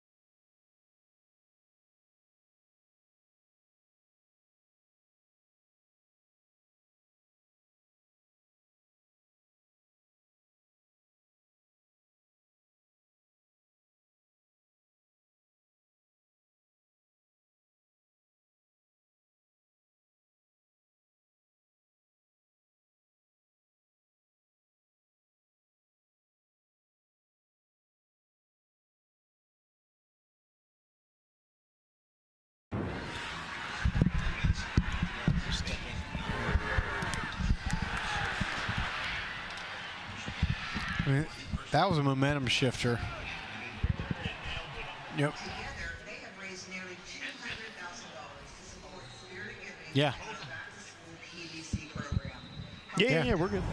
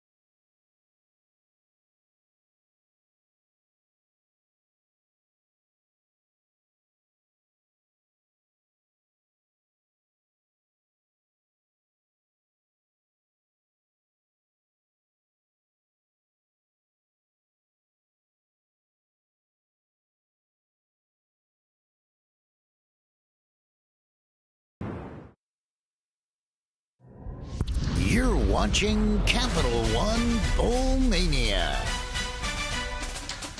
We welcome you back to the Bush's Boca Raton Bowl in beautiful South Florida, where the defenses have dominated so far. A first half with a lot of great defense. Louisville, a 7-3 lead, but the Cardinals have not scored since that opening drive. We welcome you inside the broadcast booth. Rocky Boyman, Jay Alterworth with you. Former NFL linebacker, you don't mind watching some great defense out there. Yeah, some good defense. Look, we hyped it up at the beginning of the game, right? Both these teams, as good as their offenses played in spurts during the year, their defense has been consistent the whole season for both teams, and it's been fun to watch here today. How can these offenses come alive in the second half? Well, I think for Louisville, go back to what worked early in the game. This is the first play of the game, a 34-yard run in this opening series. 8-play scoring drive. You get the run, you get the screen, and then the touchdown throw in the back of the end zone. It looks like Louisville is just going to walk away from this thing, but Toledo's defense really settled in, started getting some pressure on Miller Moss, giving him some different pictures on the back end, and this was the big momentum switch right there. Toledo gets the blocked field goal, but they then go down and get the field goal themselves. A little mishandle, and again, just some mistakes. Toledo has had a lot of self-inflicted mistakes, but they've made a few plays as well.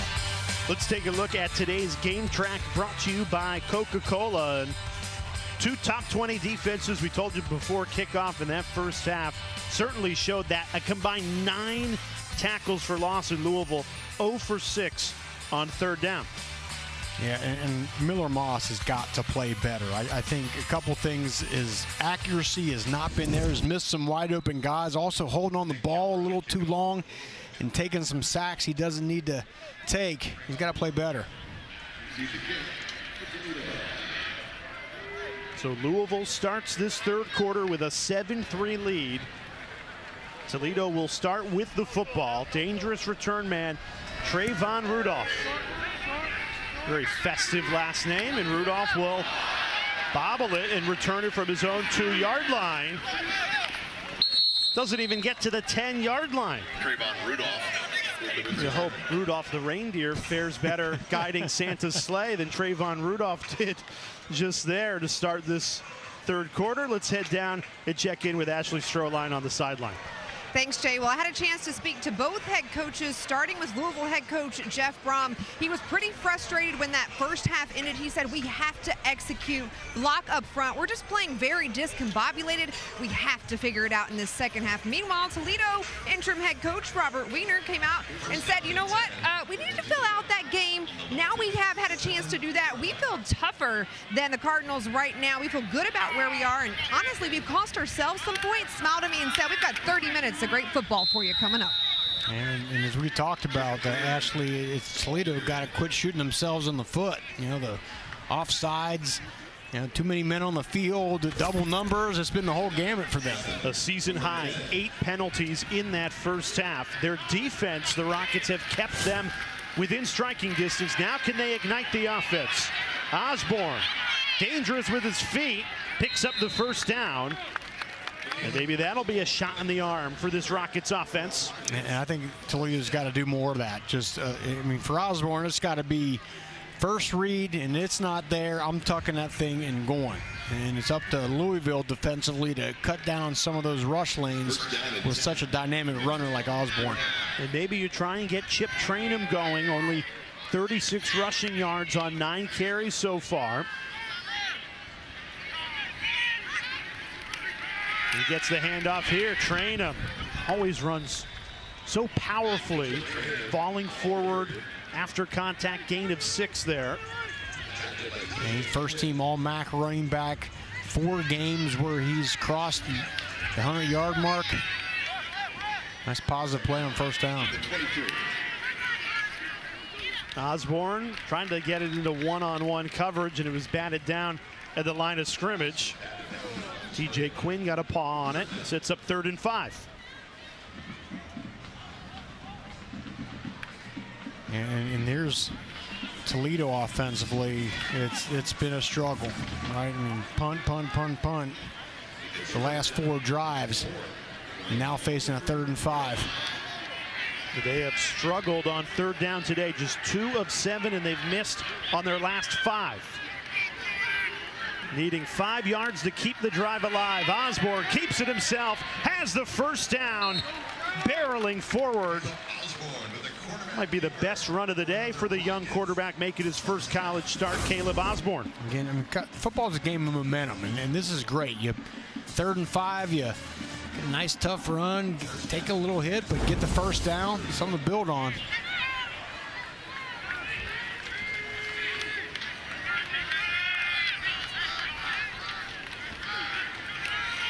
Right back to Trainum.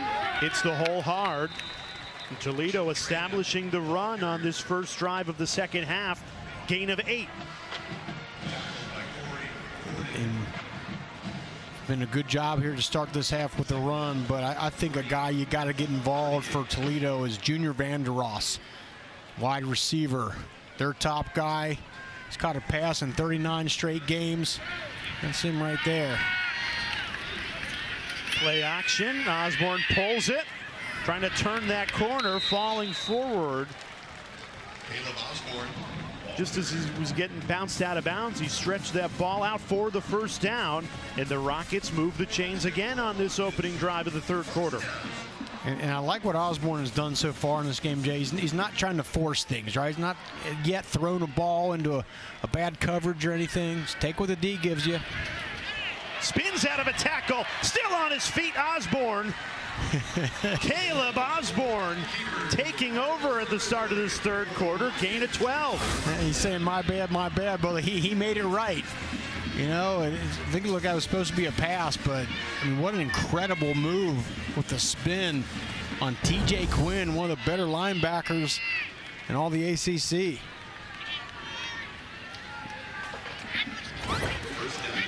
Into Louisville territory. Would have been a tackle for loss, but the spin cycle for Osborne. Another first down for Toledo. Osborne going to run it again.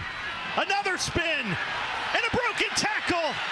Osborne inside the 20, and Caleb Osborne is starting to feel it here in Boca. And I'm confused. It looked like TJ Capers, the middle linebacker, didn't see that Osborne. Watch Capers, 11. He's standing there. He's the spy, and it's almost like he waited on Osborne instead of going up in that line of scrimmage and attacking. You just can't give a guy like Osborne, with how dynamic he is, that kind of space. And now playing with some confidence, a couple of spin moves that have paid off. Wow. That is the oddest play in the college football season. A ricochet that ends up falling to the right tackle, Cole Rett. You could watch football your whole life and never see a play like this. Ends up being a loss of 3. And usually, like, it's a ricochet, it pops up in the air. That was like a shot. Ends up traveling 12 yards backwards. Let's watch this again. Popped up in the air, up there. Was it off his shoe? Might have been his knee or something. It's a loss of 3. Pitch right, Trainum. Wow. Well defended. And after Toledo done so well moving the ball on this opening drive of the second half, it's beginning to stall out here with a 3rd and long upcoming. This will be the 12th play of the Toledo drive. Louisville looking for a stop on 3rd and 8 to hold the Rockets to a field goal attempt. And if I'm Toledo, I'm knowing where that guy is right there. That's Clev Lubin, their best pass rusher. You gotta block him. Ears pinned back on a 3rd and 8. Osborne, he's been a magician on this drive. Throws over the middle. It's caught at the 1-yard line. There's a flag down. Hammer did hold on. He did not break the plane. Offense number 74. 10-yard penalty. 3rd down. And this is coming back. Cole Rett called for a costly hold. Yeah, but you held it long enough. It was Clev Lubin, the guy we pointed out on the rush. And Lubin comes with an inside move. And you'll see 74 Rett just reach out and grab right there, the cloth with the left hand, pulling him back. And 11's calling for it right there, but an unfortunate penalty on what would have been a touchdown. The penalties continue to kill Toledo. They're 9th of this game. Instead of 1st and goal from the 1-yard line, it's 3rd and 19. Osborne floats it to train him, and he is drilled and dropped. Great open field tackle by Rodney Johnson. And Toledo will have to settle for a field goal attempt after a really promising drive. If Toledo doesn't come back in this game, they're going to look back on this thing and say, what could have been? I mean, how many opportunities we had. They got to find a way to solve those self-inflicted mistakes here at some point during the rest of this game. We told you about Robert Hammond in the first half. Local kid, grew up in West Palm Beach, Florida. His high school Cardinal given 17 miles from the FAU Stadium. He made his first attempt. This one, he missed it. Had the leg, but not the accuracy, and Louisville survives. And the Cardinals still clinging to that 4-point lead. Introducing SportsCenter for you, personalized every single day. Now available on the ESPN app. Powered by your favorites.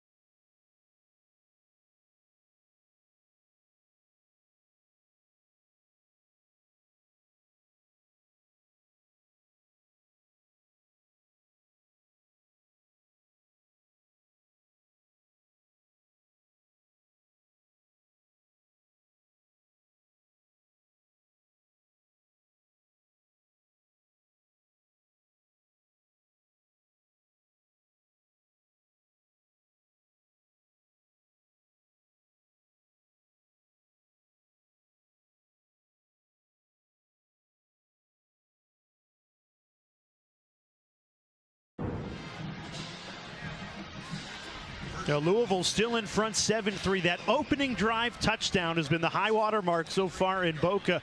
Since then, it has been ugly offensively for the Cardinals. Think about throughout the season, the opening drives, Louisville has been great. And that's where Brom has a first 5, first 10 planned, and after that, it's not been quite as good. Willer Moss, good, accurate throw to the tight end. Skinner, gain of 5, positive yardage on first down. And they go with the passing game because since the first play from scrimmage, which was a 31-yard rush by Keon Brown, they have gone 15 carries for 4 total yards. So the ground game has totally dried up for Louisville. At some point, do you give Braxton Jennings, the young freshman who had a big game against Louisville, a shot at running back? 113 yards, yeah, in that rivalry game against Kentucky, which they won 41-0. They go to Keon Brown, and he swallowed up for a loss of 1. Great point, Rocky. I mean, might want to call on the freshman walk-on Jennings here.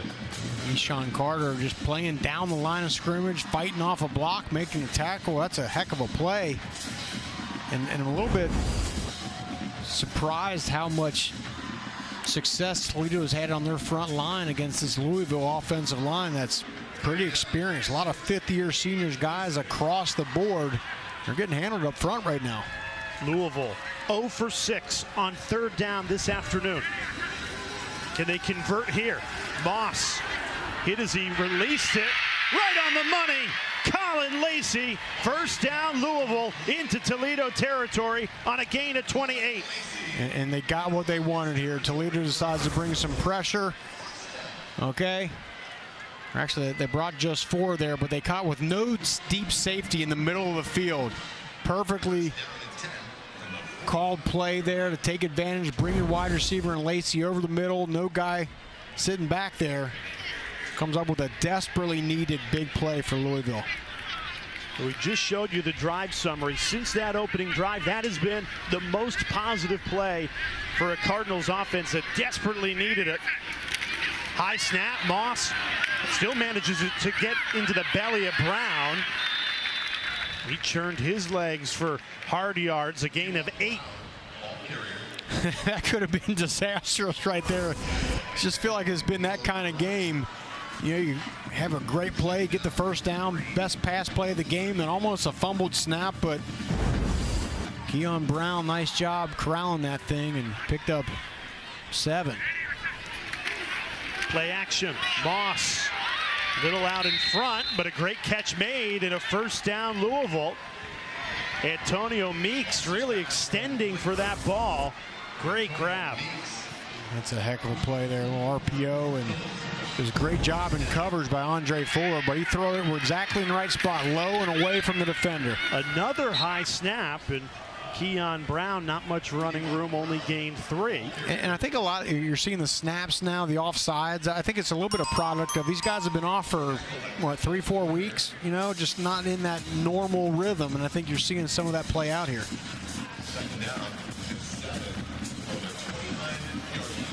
Well, the biggest bright spot offensively has been Colin Lacey for Louisville. Can they find number 5 here as they inch closer to the red zone? 2nd and 7.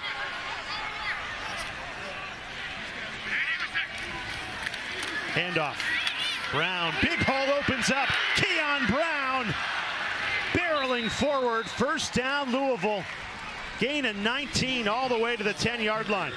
And Toledo brought a linebacker right off that side. They ran the ball right into the blitzer, as you see. See him come down, but just a nice job of hitting some daylight by Brown. Breaking a couple tackles. The Toledo defense, who's been so good against the run this season, starting to wear down a little bit on this drive. We mentioned in the last 15 carries of the 1st half, they held Louisville to just 4 yards, with the Cardinals getting a good push in the ground game right now. I think you nailed it, Jay. You wonder, as you know, just them big bodies that Louisville has up front, and starting to wear down this Toledo defense that's a little bit thin. You know, they've had some guys opt out, and that's why you stay committed to a run game. That's why Jeff Brom knows that, look, maybe those yards we don't get in the 1st quarter, 2nd quarter, but as we get in the 2nd half, maybe they start to pop. 2nd and goal. Moss slings it. It's caught for a Louisville touchdown. Antonio Meeks on the slant route, and the Cardinals strike to make it 13-3. I'll tell you what, Jay, we've talked about Moss and the inaccuracies a lot of this game. This ball was absolutely on the money, right between the 1 and the 5 on Antonio Meeks. Great job throwing the ball away from where the leverage of the defender was. So Louisville goes 77 yards in 9 plays. And after Toledo has the missed field goal, the Cardinals start to separate here. 14-3. Yeah, after the first opening drive of Louisville, this is easily their best drive since. Ran the ball well, and then finally get a great throw and catch by Antonio Meeks.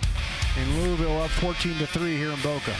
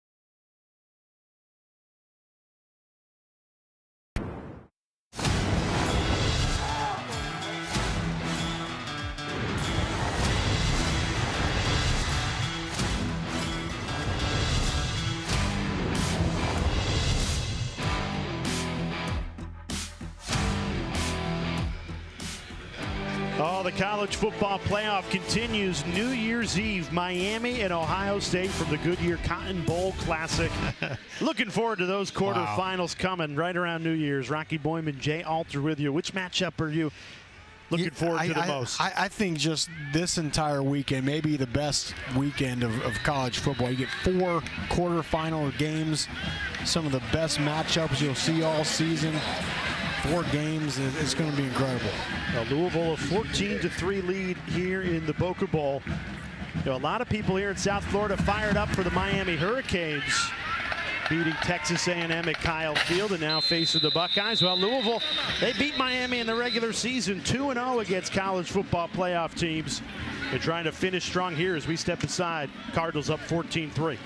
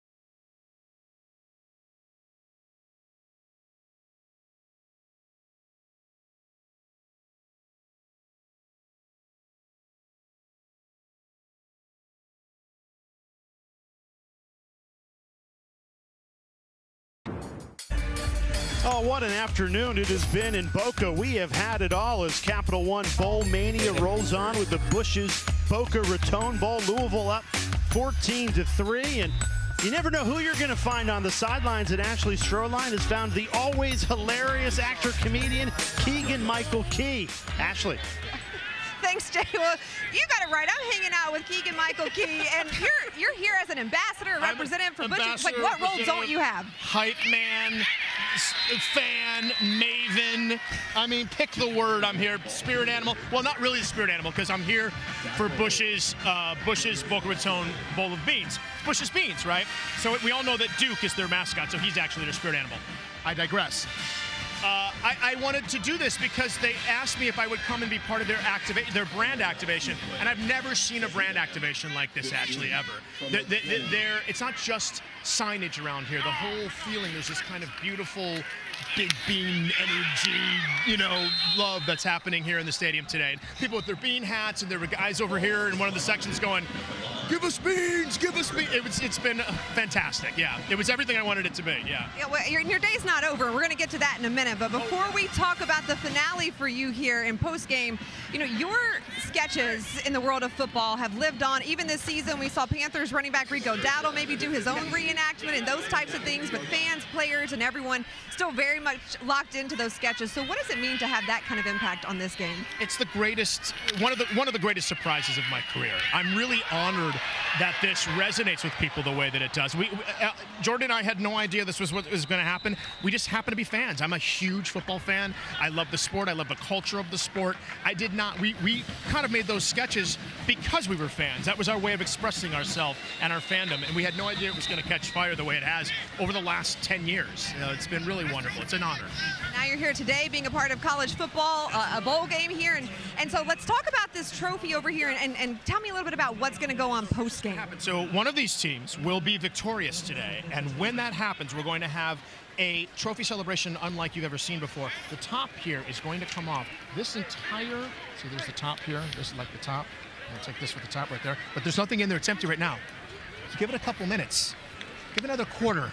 This thing is going to be filled with beans, delicious beans that have been slow cooking and simmering all day, and the victorious team will be able to partake of the beans in this trophy. So that's what that is going to be one of my last duties of the day. I'm very much looking forward to. And as I said, what a way to activate. I mean, the brand is great. They're fun, they're warm, they're family-oriented, they're quirky. It's been a wonderful partnership. We can't wait to see that moment. Maybe we'll see you, help the winning team eat some beans. I might help myself, so we'll see. We appreciate your time. Thank you so much, guys. We'll send it back to you. Thanks, Ashley. The always funny Keegan-Michael Key. His best sketch is when he impersonated James Franklin. That's a great one. Toledo punting out of their own end zone. Good job by Anthony Ruggles to get it away, but not far, only to the 40-yard line. Colin Lacey, good return inside the 30, and this is excellent field position for Louisville as the Cardinals had started to separate in this third quarter. And we did see at the end of that Toledo drive there, Caleb Osborne came off the field. We'll get his status here soon. But for Louisville today, we talked about that first drive, 75 yards, looked absolutely unstoppable, running the ball, passing the ball, and then the next 6 drives just kept stalling out, and then they finally got in rhythm, had the big throw to Colin Lacey that really ignited that drive. They came away with 6 points. Great point. Well, we were having fun with Keegan-Michael Key. Toledo fans are wondering, is Osborne okay? We will get an update on him as soon as we can, but the Rockets go 3 and out. Punt the ball back to Miller Moss at a Louisville offense. It started to click on that last drive, and now an opportunity with a very short field. Ball at the 22-yard line to try and cash in. And they ran the ball the best they have consistently that last drive. We'll see if this line can further dominate. Isaac Brown doing just that, running behind a line, getting a great push in this third quarter, gain of 8.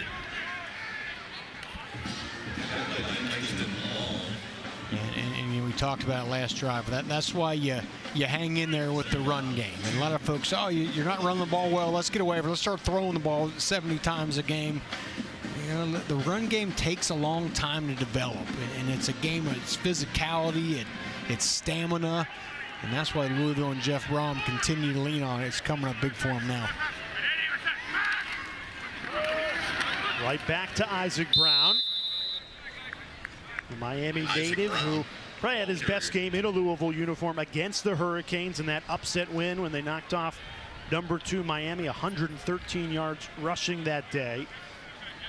After that win, a lot of Louisville fans started dreaming ACC championship, college football playoff. Those 3 losses in November right in a row took them out of college football playoff contention, but trying to finish strong here.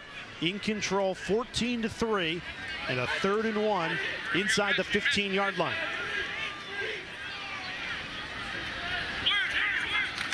Moss, quarterback sneak, just needing a yard. I don't think he got there. He got it. This will be all decided on where the ball is placed, needing a yard. I'm just not sure why you don't keep handing the ball off to Keon Brown. Yeah, he's short. You know, I mean, Miller Moss goes 210.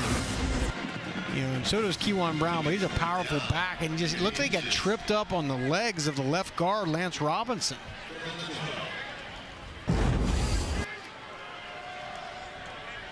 Louisville is 2 for 2 on 4th down today. And both were quarterback sneaks by Miller Moss. Play clock ticks down to 3. Moss trying to push that pile, churning the legs. This will be really close again. Toledo saying he's short, but the officials saying he got the yard he needed. It's signaling for the 1st down. And that'll close this 3rd quarter. Toledo arguing their case that this should be a turnover on downs, but they've signaled 1st down Louisville. Very close. He did not have it right away, but you see Isaac Brown, the running back, coming up and pushing, bench pressing Miller Moss across that line. They pick up the first, 14-3 Louisville.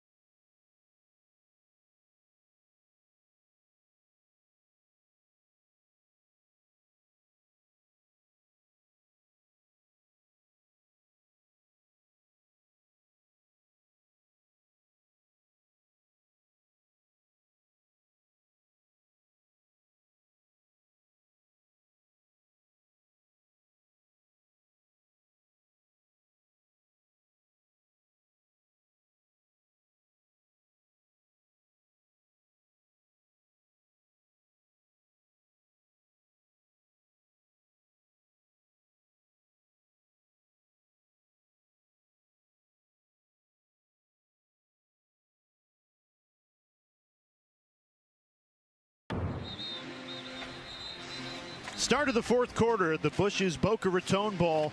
Louisville a 14-3 lead. Final play of the third quarter, critical, 4th and 1. They say football's a game of inches. It don't get closer than this. Miller Moss has got to get to the 12-yard line. He's not there.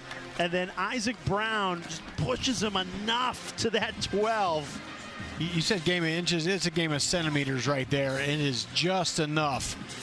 And without that push from Isaac Brown, he absolutely would not have gotten that first down. But critical picking up the first. So a fresh set of downs to start the fourth quarter. Right back to Isaac Brown, and he bounces into the end zone. Touchdown, Louisville. Playing in his first game since November 1st. In an era of everybody opting out of bowl games, Isaac Brown rehabbed and opted in. And now he's into the end zone. Great vision. Look, that play starts off to his left, and then he sees the daylight to the right, picks up a couple great blocks by his wide receivers on the outside. Here's a great look at it. Bend that thing all the way back. You see Trayshawn Hurry downfield blocking, Colin Lacey blocking. That's how you do it. Again, just staying with that run game, and it's paid off. Brown responsible for keeping that drive alive like we just showed you by pushing Miller Moss for the first down. They give it to him. First play of the fourth quarter. Takes it into the end zone.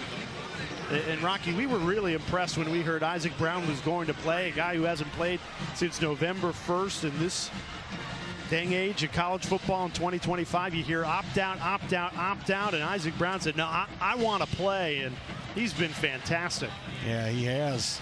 And again, maybe the biggest play is the push he gives on Miller Moss to get that first down, because they don't get that there. Toledo gets the ball back, and who knows what happens, but a couple nice plays in a row by Isaac Brown.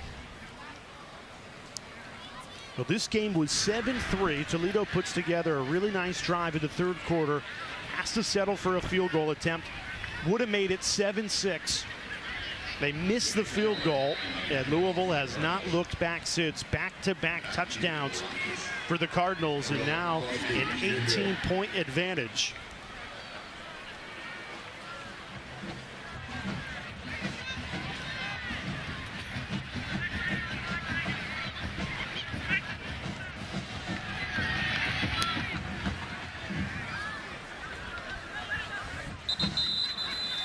Terrell Crosby Jr. leaves that for a touchback. Let's take a look at the Bowl Challenge Cup standings, brought to you by Progressive. A lot of bowl games still to play, but been a very good start for the ACC, and Louisville well on their way to making it 3-0.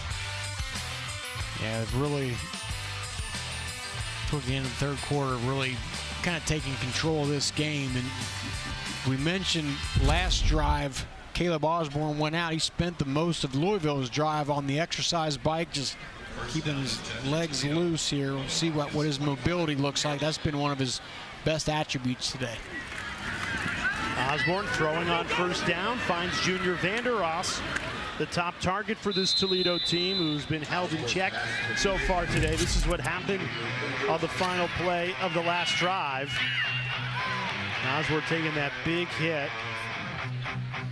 Good to see him back in this game. Throwing again, right back to Vander Ross for a Rockets first down.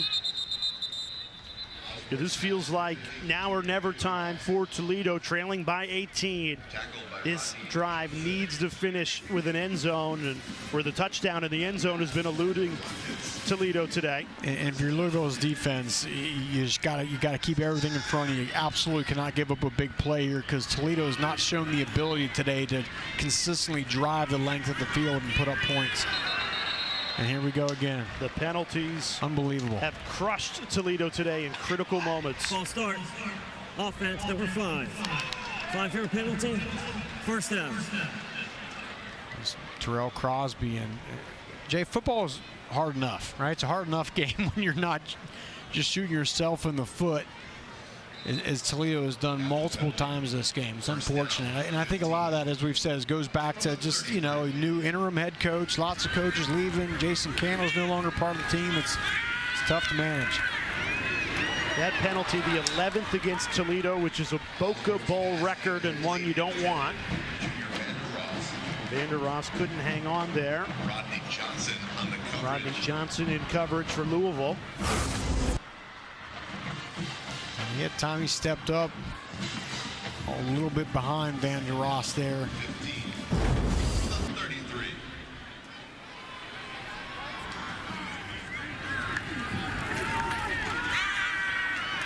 Chip Trainum breaks a tackle. Some running room for Trainum, who lowers his shoulder, powers his way past the 45-yard line. Gain of 13. Nice job by Trainum. That was a tackle for loss. He shakes it off, as he's done a lot of times today. And then watch toward the end here, after he shakes off the tackle, he picks up a great block by Junior Vander Ross right there. Boom. Oh, and taking out Rodney Johnson. I don't even get a few more yards. So a 3rd and 2 after the gain of 13.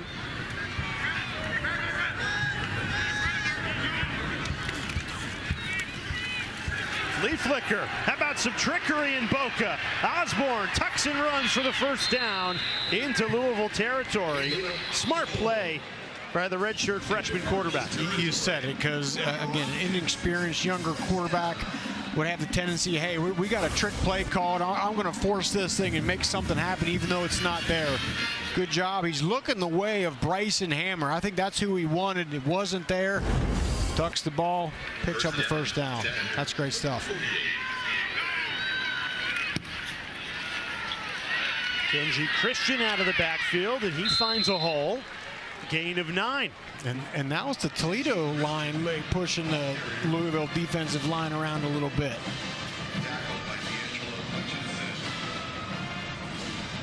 You also got to talk about, Jay, it's what, 78 degrees here? You know, it's hotter than it's been for both these teams in a long time. Great point. This is not Toledo, Ohio, or Louisville, Kentucky weather here. Osborne picks out the tight end Peterson, and he rumbles all his might to the 26-yard line. Gain of 13. This is the best drive of the afternoon for Toledo. It's come with their backs against the wall here, trailing 21-3. First down and 10 from the 25.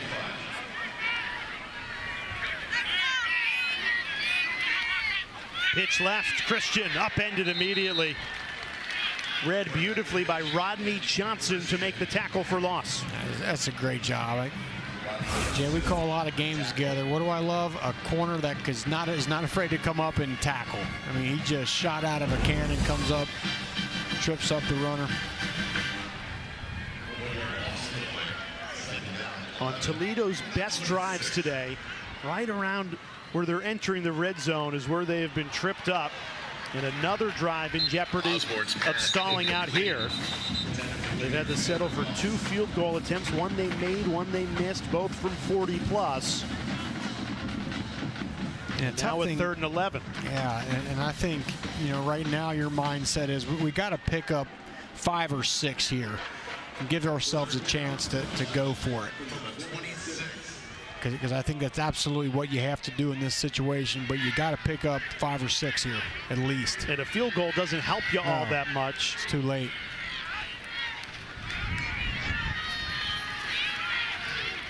Osborne throws, it's high, and it sails on him.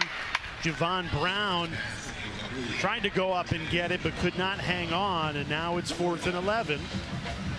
It's unfortunate he had him. Javon Brown's 6'4", but he needed to be about 6'10" on that one. Just ball sailed a little high. And now looks like they are going to go for it, but 4th and 11.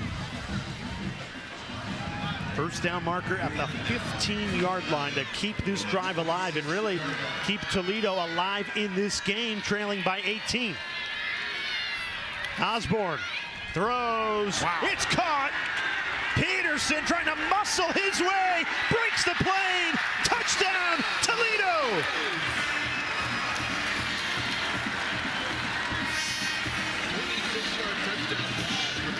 on 4th and 11.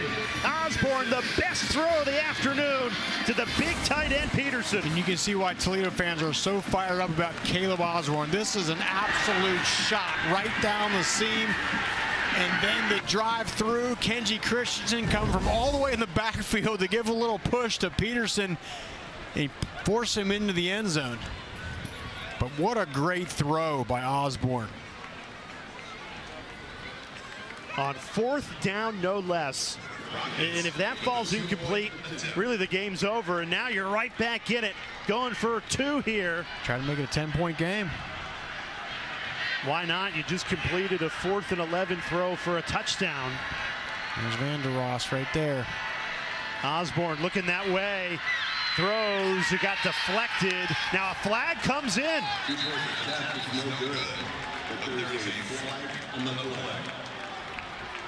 Blake Ruffin not happy about that call. Own it. Defense number 21. Half the distance to the goal. Retry. So Toledo gets another try to pick up this 2-point conversion.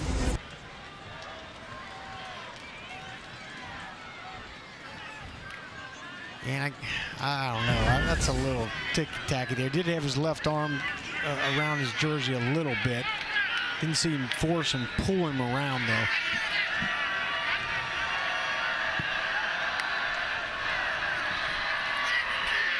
Wildcat pays off, untouched, into the end zone. Chip Trainum successful on the 2-point conversion, and just like that, it's a 10-point game. And it looked like Toledo was dead to rights. They come up with a huge play on 3rd down. The big throw by Caleb Osborne to Peterson for the touchdown. Then the 2-point conversion. It's a 10-point ball game here in Boca.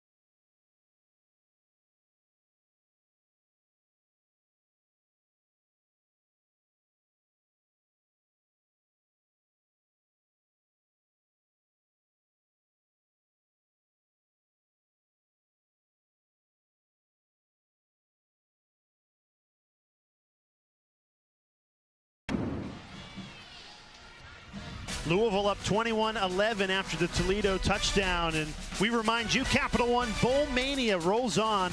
Later today, our triple header continues with the New Orleans Bowl, Western Kentucky and Southern Miss, and then the nightcap in Frisco, UNLV and Ohio, all coming up later today on ESPN. Rocky Boyman, Jay Alter with you at the Bush's Boca Raton Bowl in beautiful South Florida. And Louisville They looked like they were going to take this one up 21-3, and then it was time for a clutch delivery brought to you by Chipotle. Yeah, it's been this Louisville run game in the second half. First half, 16 rushes for just 35 yards, but in the second half, they really got it going. 10 rushes for 56, including the last touchdown there by Isaac Brown. And I think that's got to be the mindset right now if you're Louisville, is just run the ball, get first downs, chew that clock up. Big improvement on the ground in the second half, and they stick with the run game. And Toledo defends it well. Martez Pointer, that's a loss of 1. Martez Pointer's had a heck of a game. He did have the penalty earlier, but he has been multiple times in the backfield for Louisville, and that's a way to start a drive off here with a negative yardage play, forcing 2nd and 11. So Toledo looked out of this game down 21-3 in the fourth quarter. They convert a 4th and 11 for a touchdown. Then they get the 2-point attempt to make it a 10-point game. And maybe that gives some juice to this Rockets defense with them being right back in it. Miller Moss throwing on 2nd down. They rule that incomplete. Emmanuel McNeil-Warren coming up. And this is why he's going to be a high draft pick. This is an OTB route right over the ball, and looks like he's just going to catch that easy, but number 7 shot out of a cannon just breaks that ball up right over the center. 3rd down and 11. So Toledo, great opportunity to get off the field here on a 3rd and 11 and put more pressure on Louisville. Cardinals just 1 of 8 on 3rd down today. Can they convert here? They need 11 yards to do it. Moss setting up the screen. Keon Brown totally swallowed up, and the Toledo defense delivers. And it was a great job because Toledo chose to bring pressure right there, but which could have really worked with the screen pass setup, but Toledo just ran to the ball. And just a great job of running to the football, chasing that screen down. And there he is again, Martez Pointer. Had one heck of a game, and especially some big plays on that drive right there. He's got 6 tackles, 2 tackles for loss. And Louisville forced to punt it away. David Chapeau with Bryson Hammer waiting for it. The momentum has swung Toledo's way in the fourth quarter. Oh, no. Movement pre-snap.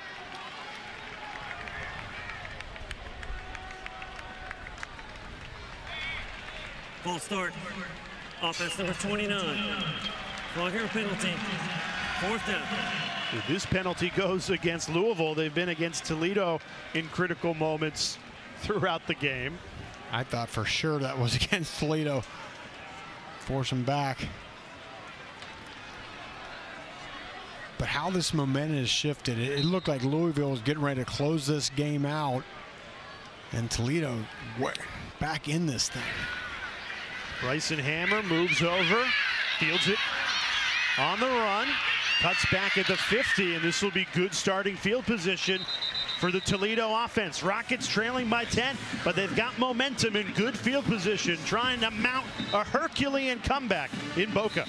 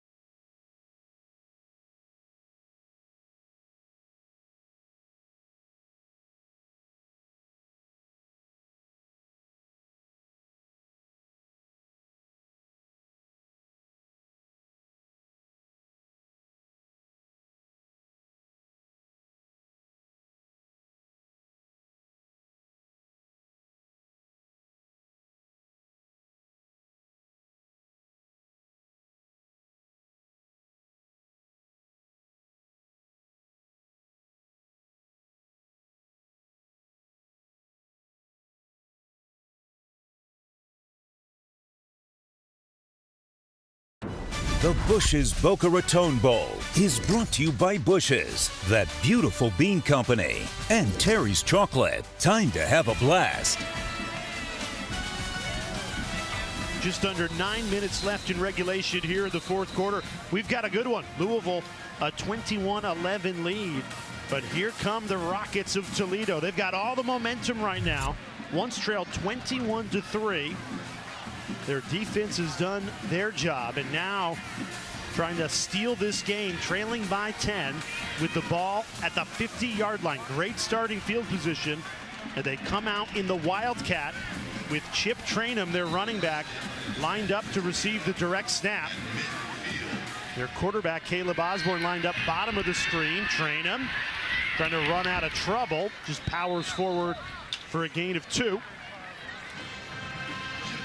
And Caleb Osborne coming off his best drive of the game, his best drive of his career. A 4th and 11, just throws a dart to Peterson for the touchdown. That's something to build off and have some confidence in when you're coming down the field on this drive. And it was a great throw on that 4th and 11, but he has used his feet. 72 yards rushing today, a Boca record. Hand off, Kenji Christian trying to leap through that hole. He's met and dropped. And this will bring up 3rd and 6. Obviously 4-down territory for Toledo with 8 minutes left in regulation, trailing by 10. And if I'm Louisville, I'm looking for Junior Vandeross. There he is at the top of your screen up there. Pre-snap whistles. The previous play is under review for potential targeting.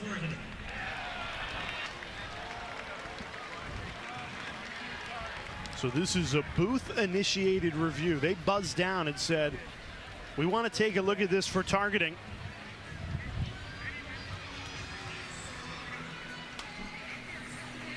See if we can get a look at it here.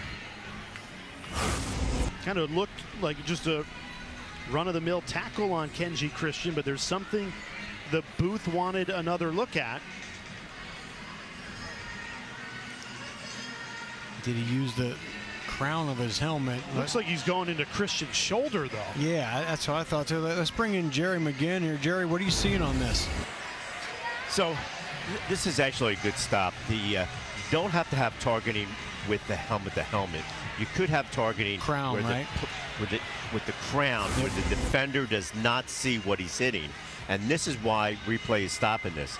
And it doesn't look good for the defender because he's not seeing what he's hitting. He's putting his head down and he's hitting with the crown of the helmet. So this is targeting, and I expect number 50 to be disqualified from the game. And number 50 for Louisville is Clev Lubin. That is their best defensive player. And he's at a monster game today. And yeah, look, the running back on that play is not defenseless, so the only option it can be is the second part of the targeting rule, which, as Jerry explained, is the crown of the helmet, the top of the helmet.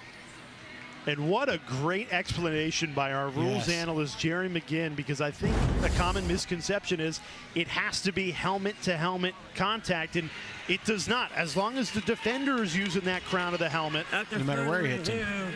There is targeting on the play, personal foul. Wow. Targeting, defense number 50. So Louisville has just lost their best defensive player as they are trying to hang on to this 10-point lead. And Lubin, 7 tackles, 2 tackles for loss, 1.5 sacks, and 2 forced fumbles. That's easily the best defensive player of this game in a huge swing of momentum, with number 50 now being out of the game. Hey, we've got a ballot here for most valuable player. We had Lubin written down, Rocky, right. So may have to change that depending on the last 7 minutes and 50 seconds of this game. Toledo 1st and 10 after the targeting. They trailed 21-3 earlier in this fourth quarter. And Osborne goes down. No room to run, and even with no Clev Lubin, they had Micah Carter rushing the quarterback, the Louisville native, who gets the sack. Well, I was getting ready to say, somebody's got to step up. And it was a great job by Micah Carter, just at least getting some pressure, forcing the lineman back into the lap of Caleb Osborne, caused the sack. huge negative play. Second and 16 after the sack. Osborne sets up the screen game to Kenji Christian, who's bounced out of bounds. Got 6 yards back, but it'll still be 3rd and long. Again, I mean, as we just talked about, 3rd and long, this is where Louisville would like to pin their ears back, but they'll have to do it without Cleve Lubin in the game. Let's see, there's Mike Carter, who had the sack a couple plays ago. Osborne gets rid of it quickly, but throws it behind Junior Vander Ross, and that'll bring up 4th down. And what do you do here? Trailing by 10, you're in no man's land to a degree. It looks like they're going to go ahead and kick, and it's going to be Robert Hammond, who, again, this is his first game. He's kicked in. He made one, missed one. Missed from 41, made from 42. This is going to be from 50. No real wind blowing right now, Jay. Had not kicked a field goal in a college game until today. Hammond from 50. And he absolutely drills it. That is a Boca Raton Bowl record for Robert Hammond, who went to high school 17 miles from FAU Stadium here in South Florida, and he's made it a 7-point game with a 50-yard blast. Toledo right back in it.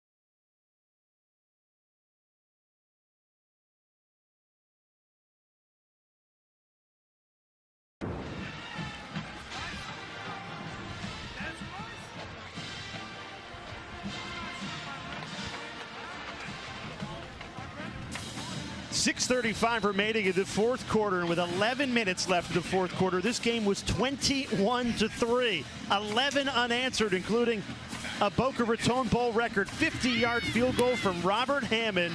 And just like that, only 7 points separate Louisville and Toledo. Fun finish coming here in South Florida as we check into the studio with Matt Barry.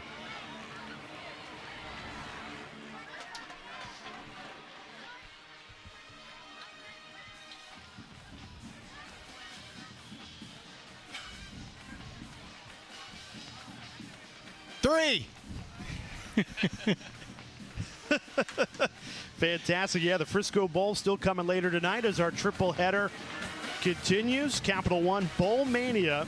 And we are getting some mania here at the Bush's Boca Raton Bowl. Louisville was up 21-3 less than 5 minutes ago. Toledo right back in it. Cardinals go to the ground game with Colin Lacey, who picks up the first down, gain of 11. Great play on first down. Look, big moments of the game, and you got to shut this game down. Get the ball in the hands of your best playmaker, and that's Lacey currently at the moment. A nice block there on the edge by Isaac Brown as well. But, you know, this is where our quarterback's got to be big. This is where Miller Moss got to put this team on his shoulders right now, make great decisions, not force things, but continue to pick up first downs and shut this thing out.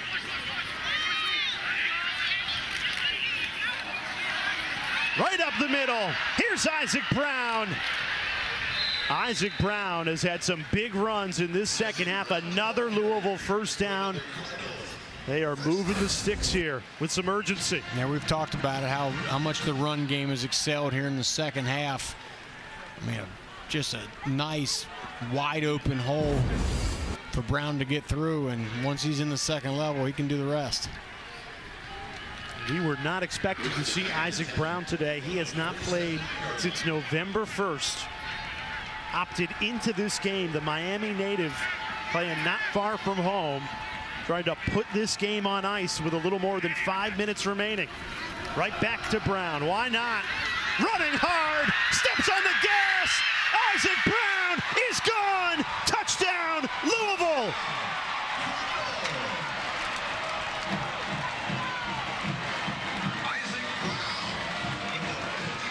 '53-yard touchdown, Isaac Brown, to put this game away. It's a zone run. It's going to start this way, but then he's just going to bend that thing back to the daylight. Just incredible vision by Brown. There it is. Just finds the open hole, and you're cutting back across the grain. Defenders overplayed it a little bit, overran it, and Isaac Brown makes him pay. And again, that's what you have to do. The other team's starting to come back. They feel like they have life. You shut it down. Look at this. Black's field goal, and Toledo can return this for 2 points. It's a foot race. Avery Smith, he's going to get there. And Toledo saying, we're not done yet.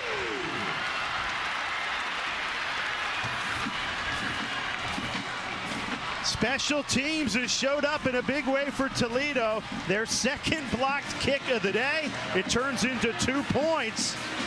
And the Rockets saying, we're still in this.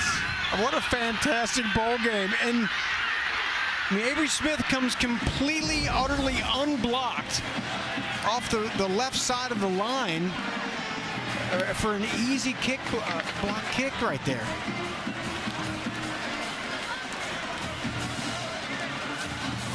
There he is, the interim coach, Robert Weiner. Has to be happy with how his team has fought and clawed and 100%. Not give it up. They were down 21-3 with 11 minutes left in this fourth quarter. They make it 21-14. Louisville answers with a 53-yard rushing touchdown, and then Toledo blocks the extra point and returns it for 2. And here we are, back to an 11-point ball game. Well, the defense was the story for long stretches of this game, but the offenses have exploded in this fourth quarter. So Toledo going to get the ball back, trailing by 11 with 5 minutes to go and 3 timeouts. And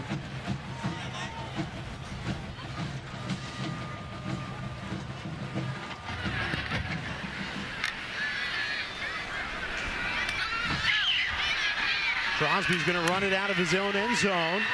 Makes a few men miss. Gets past the 30. And don't forget to check out the ESPN app for the Capital One post-game show immediately following the game. If you missed it earlier, Keegan-Michael Key is here. And the actor-comedian said they were going to fill the trophy with Bush beans the winning team can eat out of it. Yeah, How about I that? imagine there's going to be lots of bean-related festivities. Bush has done a great job here. And what a finish we have here.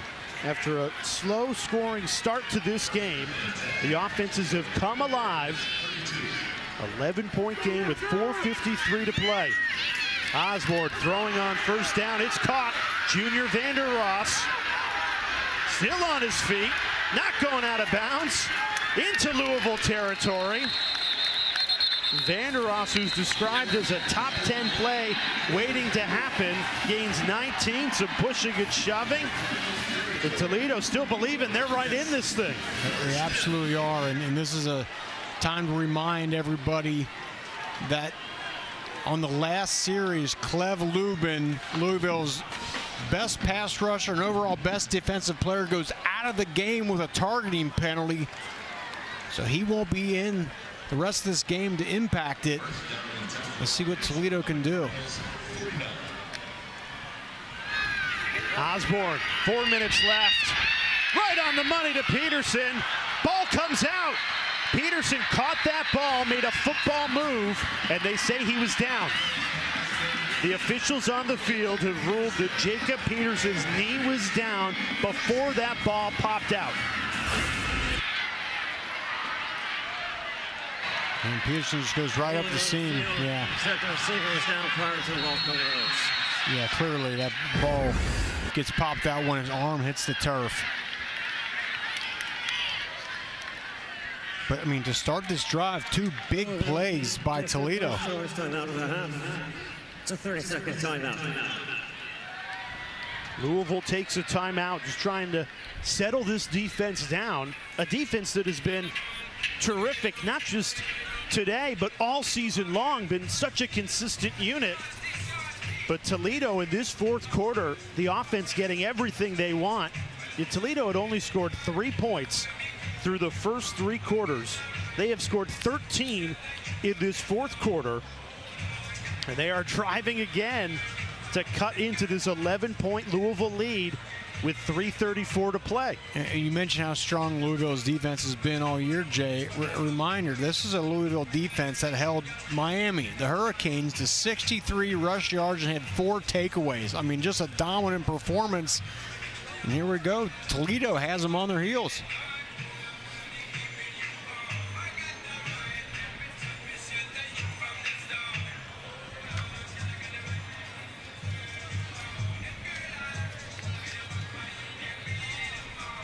Toledo 122 yards in this fourth quarter after only 185 first 3 quarters. And you got to give a lot of credit to that young man right there, Caleb Osborne, his first start here in the bowl game after a layoff and a different play caller, you know, coaching movement. I think he's done a fantastic job for being a redshirt freshman. His confidence has grown throughout this game, and now a chance to cut into the Louisville lead. 1st and 10, inside the 30. Osborne, quarterback run, gets past the 25. You can afford to keep the ball on the ground because you have those 3 timeouts. Yeah, still more than 3 minutes remaining. You know, and wasting away some clock might not be the worst thing, but they still have 2 scores they got to get. What a catch! Junior Vander Ross. Great grab, another Toledo first down. Same thing, big moments of the game, go to your big-time players. Junior Vander Ross, that guy, first-team All-MAC, one of the best receivers, his 7th catch of the day. Osborne takes off inside the 10, breaks a tackle, stumbles to the 5. Caleb Osborne playing with a lot of confidence right now. You would never know he's making his first college start today. And he's taking a lot of shots. You can see he's a little weary going back to that huddle, but hands it off. Trainum bulldozing. Touchdown Toledo. Chip Trainum.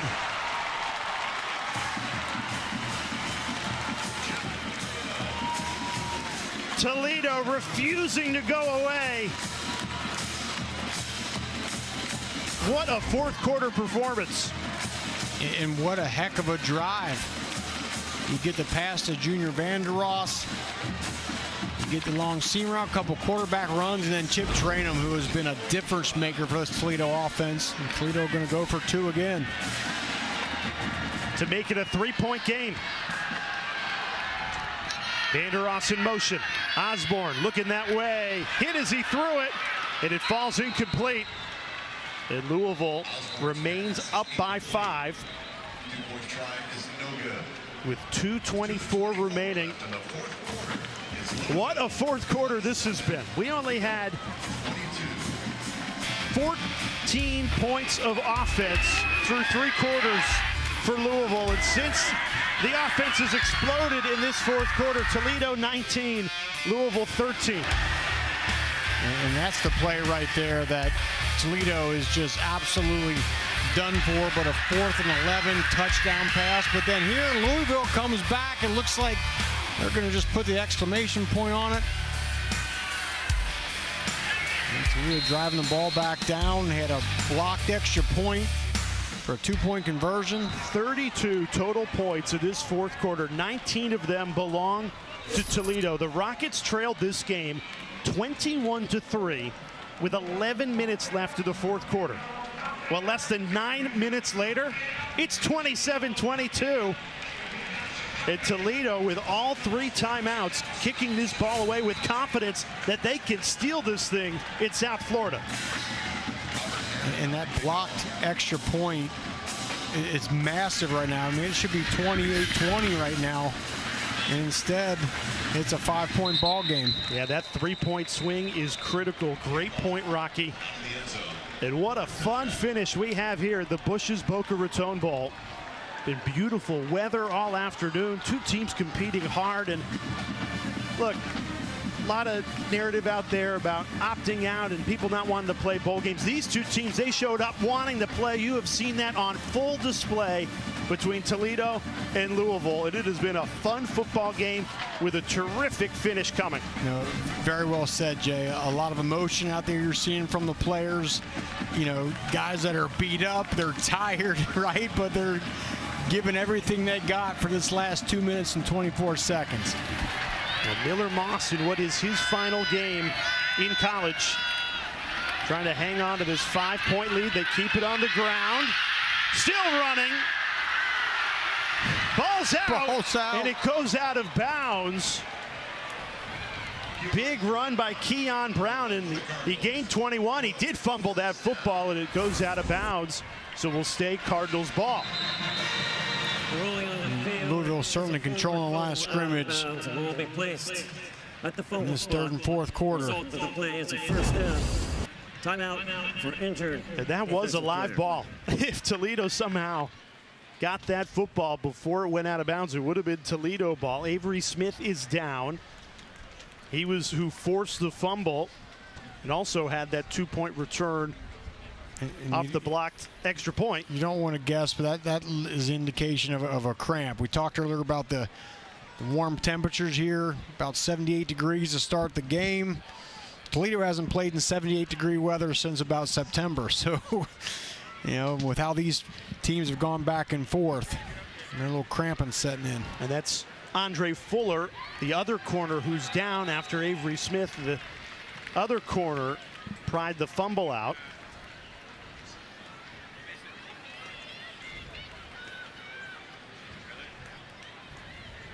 And because there was a fumble and it did go out of bounds, but Keon Brown was ruled down after a gain of 21. Once Fuller gets up, they're going to wind this clock down, and Louisville will likely take it to the 2-minute timeout. And there's another Toledo player down on about the 45-yard line. And that's Avery Smith. So 2 corners down for Toledo. Smith pops back up.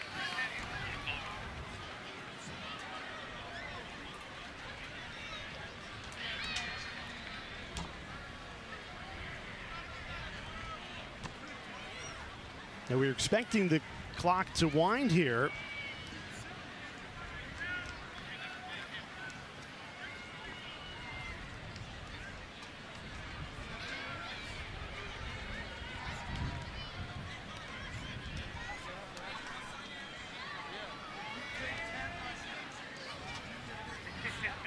And I think Louisville is thinking that this clock should go down to the 2-minute timeout. Both teams are in huddles here. I think this is just a miscommunication between the clock and the officiating crew. Yeah, maybe we can bring in Jerry. Jerry, explain what's going on right now. We had two players down. Calls their first short timeout of the half. It's a 30-second timeout. Okay. Yes. Timeout. Then the clock would run, and it would take it right down to the 2-minute timeout. And why that has not happened is Toledo used one of their three timeouts to stop the clock at 2:14. So the interim head coach, Robert Weiner, using his first of 3 timeouts. So both teams with 2 timeouts for the final 2 minutes and 14 seconds here. Louisville does have a first down, even though it's pretty heads up.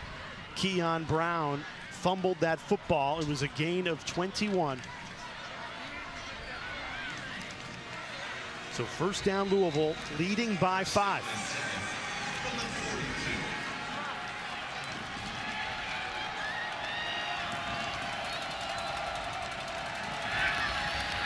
They go right back to Keon Brown. Has the edge. And it's another first down for Keon Brown. Emmanuel McNeil-Warren, the future NFL safety. He is hot over on that Louisville sideline. And this time Toledo allows it to tick down to the 2-minute timeout. Just another great cutback. Luce Julian, the defensive end, the outside linebacker, is closing down. He can't make the play on Brown.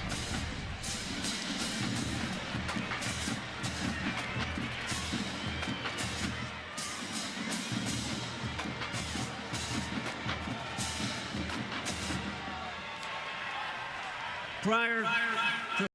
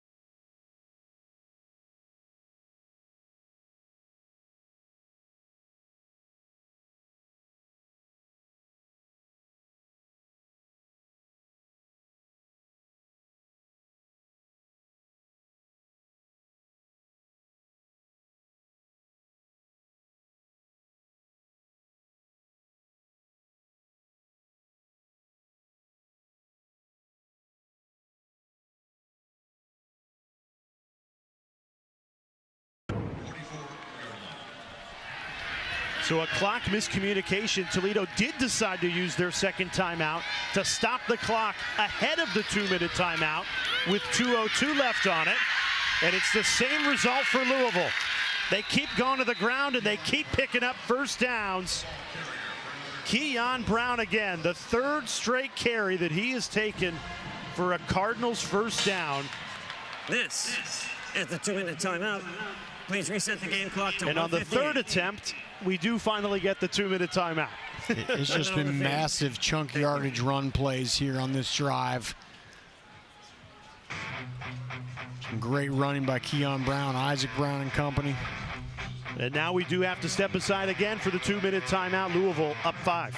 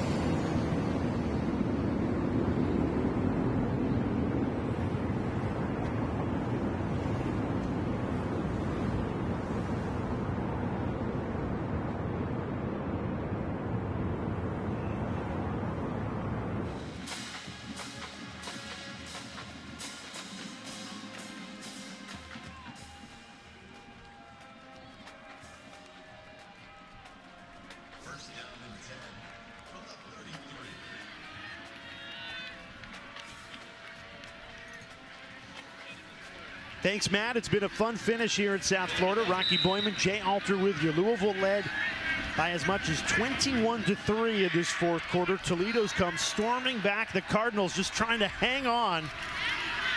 Isaac Brown running hard. He's got 2 touchdowns today in his return from injury. A late hit from Toledo, and now pushing and shoving. And this is turning ugly over on the Louisville sidelines. Absolutely the last thing you want to see in what has been a hard-fought, well-played bowl game is a scrum over on the Louisville sideline.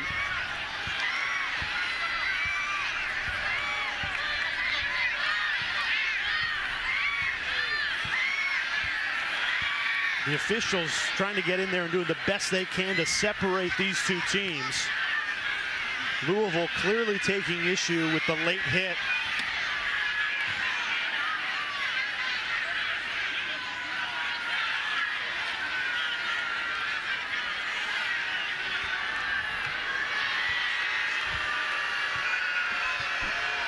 We even got the state trooper over there trying to help the melee.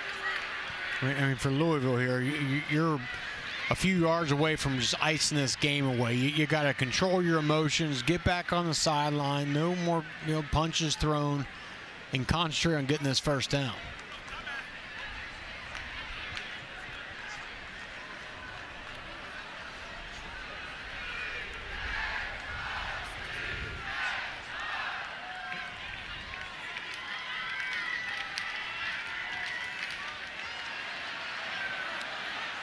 So my question is, did they call a late hit, or did the penalty flags come after the tackle? There was definitely a late hit. Okay. Yeah, Isaac Brown was out of bounds, and I believe Kavion Sherman came over and made a late hit. And then more flags came once these 2 teams got into it over on the Louisville sideline. The officials, it might take a while to sort this out. Let's take some more looks.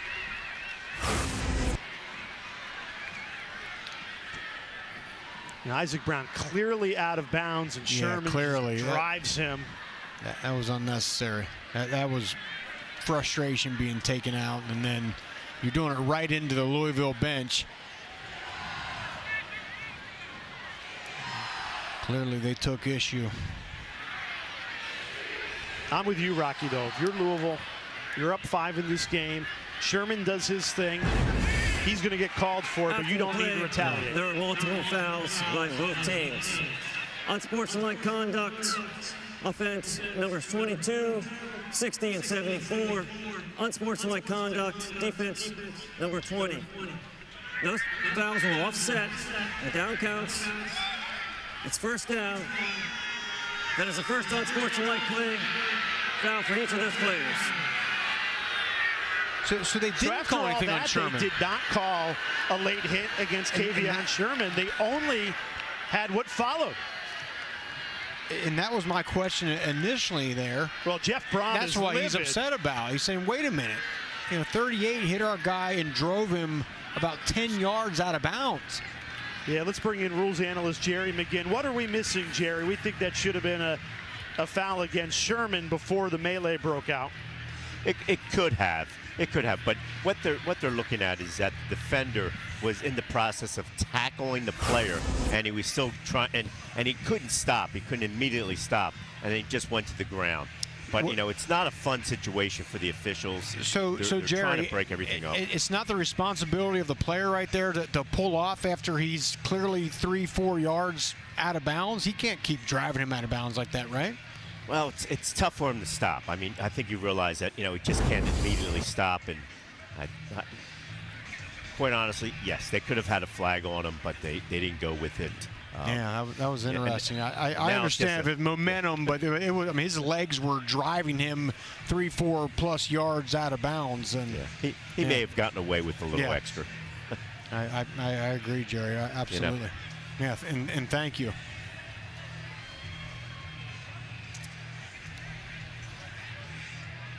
So ultimately, the result of this is nothing really changes. All Louisville needs, except everybody loses 5 minutes of, is another first down, right? And then they can need this thing out. Toledo only has that one timeout.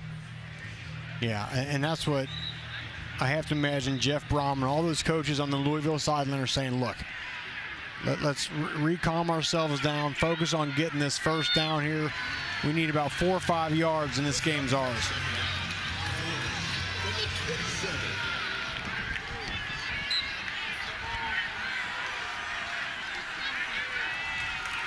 Isaac Brown, as a flag flies at the line of scrimmage. Lost a yard there. But the officiating crew definitely getting their money's worth today. We've had flags all game long. And here's another one.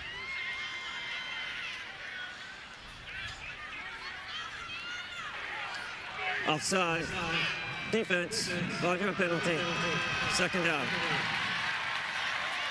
And that makes it 5 yards easier for Louisville to pick up this first down.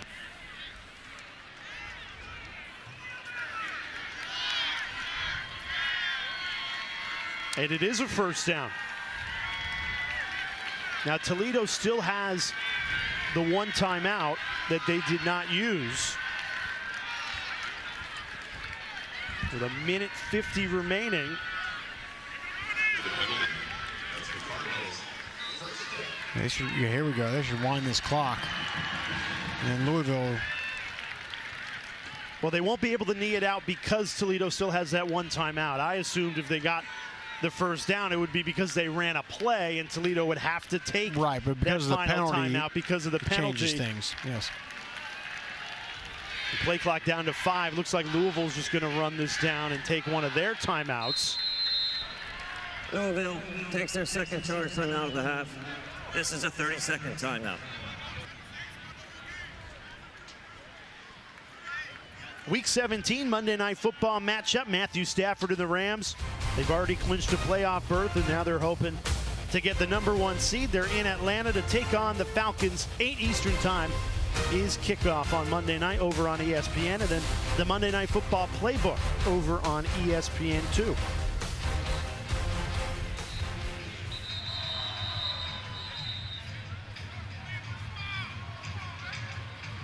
And because of the penalty that enabled the first down, you're right. I mean, Toledo still has a chance here, but it's up to Louisville right now to get another first down and party's over. The math equation is Louisville needs to run 4 seconds on this play, and then it's over. They need to get under 1:20 for Toledo to use that timeout, and then they can just kneel this thing out. 1:20 is that magic number once a team is out of timeouts, which I'm sure Jeff Brom was telling Miller Moss. There he goes. He tries to waste 4. I don't think he got it. He did not get that. No.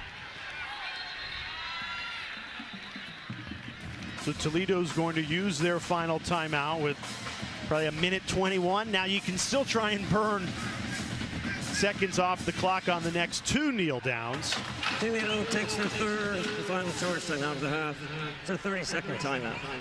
It's too bad because this fourth quarter was an amazing fourth quarter. 19-13 in the fourth quarter. You didn't want to look away. It was such great football. And then the final 2 minutes here with the melee over on the Louisville sideline, and now the confusion with the clock. This is an anticlimactic ending to what was a tremendous fourth quarter. Tonight's Capital One player of the game, Isaac Brown, in his return to South Florida. The Miami native, 10 carries, 102 yards, and 2 touchdowns for a player that we did not expect to see today. I mean, until he took the field, we weren't sure we were even going to see Isaac Brown, but he came up big, especially in the second half.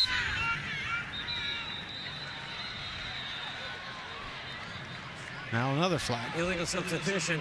12 men on defense. 5-yard penalty. Second down. So 12 men on defense as the penalties have continued to pile up on Toledo. That is their 13th. And you have to imagine, Jay, if they cut that in half, which is still a lot of penalties, they give themselves a better chance to win the game. But you know, coaching changes, coaches that have moved on, no DC, no former head coach, and then you throw 13 penalties on top of that. I think it's a big reason why they're going to come up just short.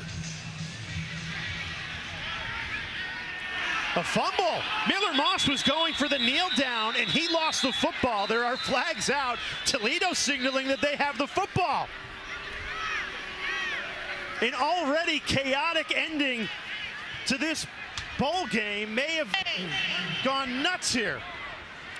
Let's get the call. Delay of game. Defense. Defender swatted the ball in mid-snap. Okay. 5-yard penalty. Second down. So that's why there was the fumble. Requires a 10-second runoff. What an odd end to this game. Seconds. It will start. See if we can get a shot. There it is. Yeah. Disrupted the snap. Yeah, so just an absolutely bizarre final 3 minutes will now mercifully end with a Louisville knee, and the Cardinals can head back to Kentucky with a bowl win at a 9-4 record.